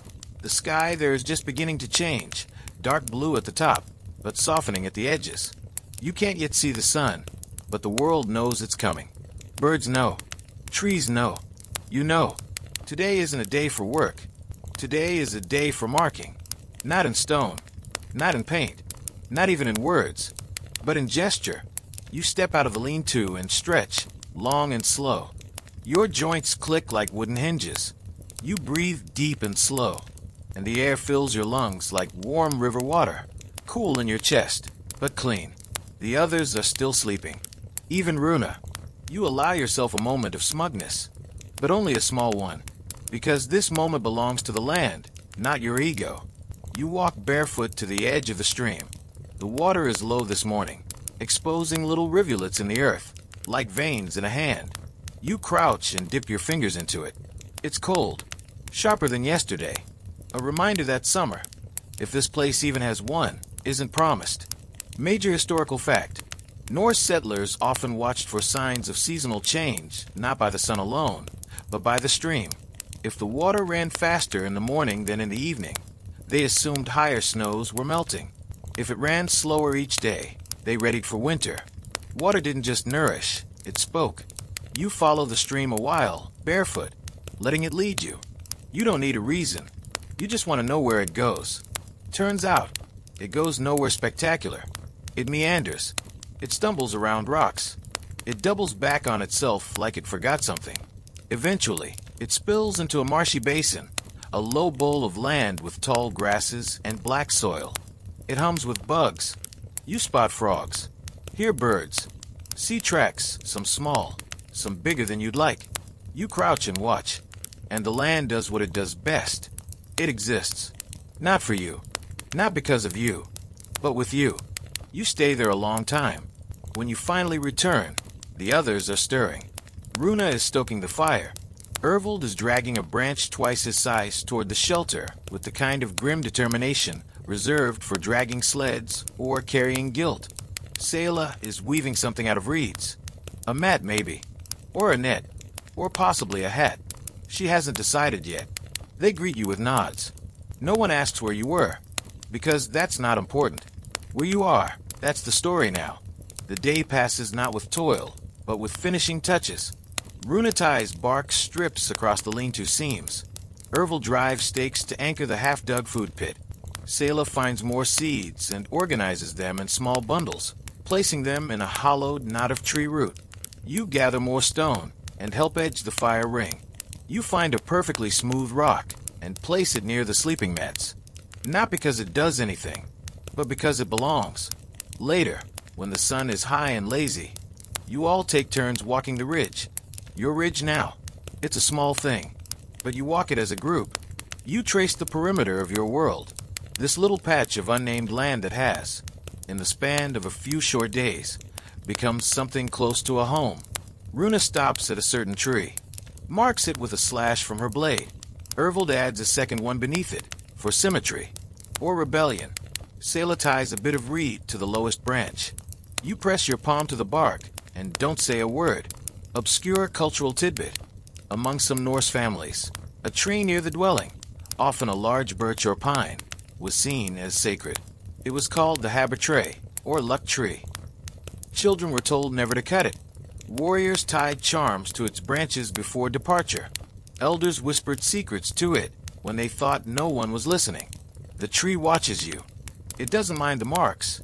It seems amused. Evening falls like silk. Slow, smooth, soothing. You all gather around the fire for what is now, officially, your 6th night. Longer than the promise. Shorter than forever, but somehow just right. Ervil roasts something that might be edible. Selah makes a joke about poisoning. Runa raises an eyebrow, but eats anyway. You talk softly. Not about leaving. Not about boats. Just about tomorrow. You mention building a second shelter. Runa wants to try fish traps. Selah says she'll map the animal paths. Ervil suggests a defensive wall, and is promptly ignored. The fire crackles. Your boots are off. Your legs are tired, and your eyes are heavy. You lie back, not in a ship, not in a dream, but in land you chose. The stars are brighter here, because you finally looked up long enough to notice. And just before you drift off, you think, maybe the land chose us too. You don't wake with a start. You don't even wake all the way. You just drift upward, gently, like a leaf caught in warm air. You hover in that delicious in-between place, half dream, half memory, where time dissolves and nothing demands your attention. The fire is still glowing. Faint, soft embers, pulsing gently like a heartbeat. Someone fed it during the night. Maybe you, maybe Runa, or perhaps it just kept itself alive, sensing that this place deserved it. Above, the sky is still dark, but no longer black. It's turning blue at the edges, deep, heavy blue, like velvet soaked in ink. The kind of color that comes right before something changes, quietly. You breathe in. The air smells like damp moss, faint smoke, and a touch of pine sap. And under it all, freshness, the kind that only comes from stillness. Your body is sore, but in the way that feels earned. You stretch, careful not to disturb the mat of reeds beneath you. You feel the ground give slightly, cushioned, familiar now. It's not your bed, but it's your place. You sit up slowly. No rush. The sun hasn't even peaked yet. No one else is awake. The others are shadows beneath blankets and furs, breathing soft and slow. Selah's foot sticks out. Runa's braid is draped like a rope across her shoulder. Ervil is muttering in his sleep, something about goats. You smile, and that's when it hits you. You're not a visitor anymore. You're not waiting to leave. You belong here now.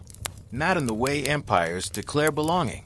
Not with flags or walls or oaths, but with presence. The land accepted your footsteps. The trees remember your silence. The water has learned the shape of your hands.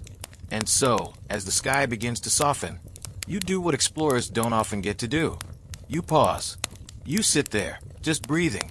And the story you've lived through, of long waves and sore arms and rough timber and buried juice-stained mouths and too many jokes about moss, begins to settle. It becomes memory, warm, heavy in the chest. You don't need to record it. The land remembers. So do you. Major historical fact. The Norse who stayed in new lands didn't write their stories on scrolls. They built them into the shape of boats, into the way they carved their homes, into the paths they walked again and again until they became trails. Their histories weren't written. They were lived. You rise slowly. Step carefully. The sun begins to break the horizon, just a sliver, gold and quiet, like an eyelid opening. You walk to the ridge. Alone. Not far. Just far enough to see the bay below. Your boat is still there. Still tied. Still waiting. But now it feels small. Not in a bad way. Just in proportion to everything else. To what you've built. To who you are now. You sit on a rock. It's cool beneath you. A little damp. Perfect. From here, the wind carries everything. The smoke from the fire. The scent of sailors' herbs. The salt from the sea. The cry of a distant gull. It's all there. Layered. Like pages in a book you don't need to read anymore because you wrote it. Obscure cultural tidbit. Some Norse storytellers, called Simon, believed that the most powerful tales were told without words. They'd walk the same trail for years, humming to the trees, leaving bits of cloth in branches, carving meaningless symbols into rocks. Not to explain, but to remember. A kind of sacred forgetting, a surrender to memory itself. You rise one last time. Walk back to camp. The others are stirring. Selah is rubbing her eyes. Runa is stretching silently. Ervold is kicking at something and complaining about insects with arrogant wings. You gather around the fire and say nothing, because you don't need to. You are home.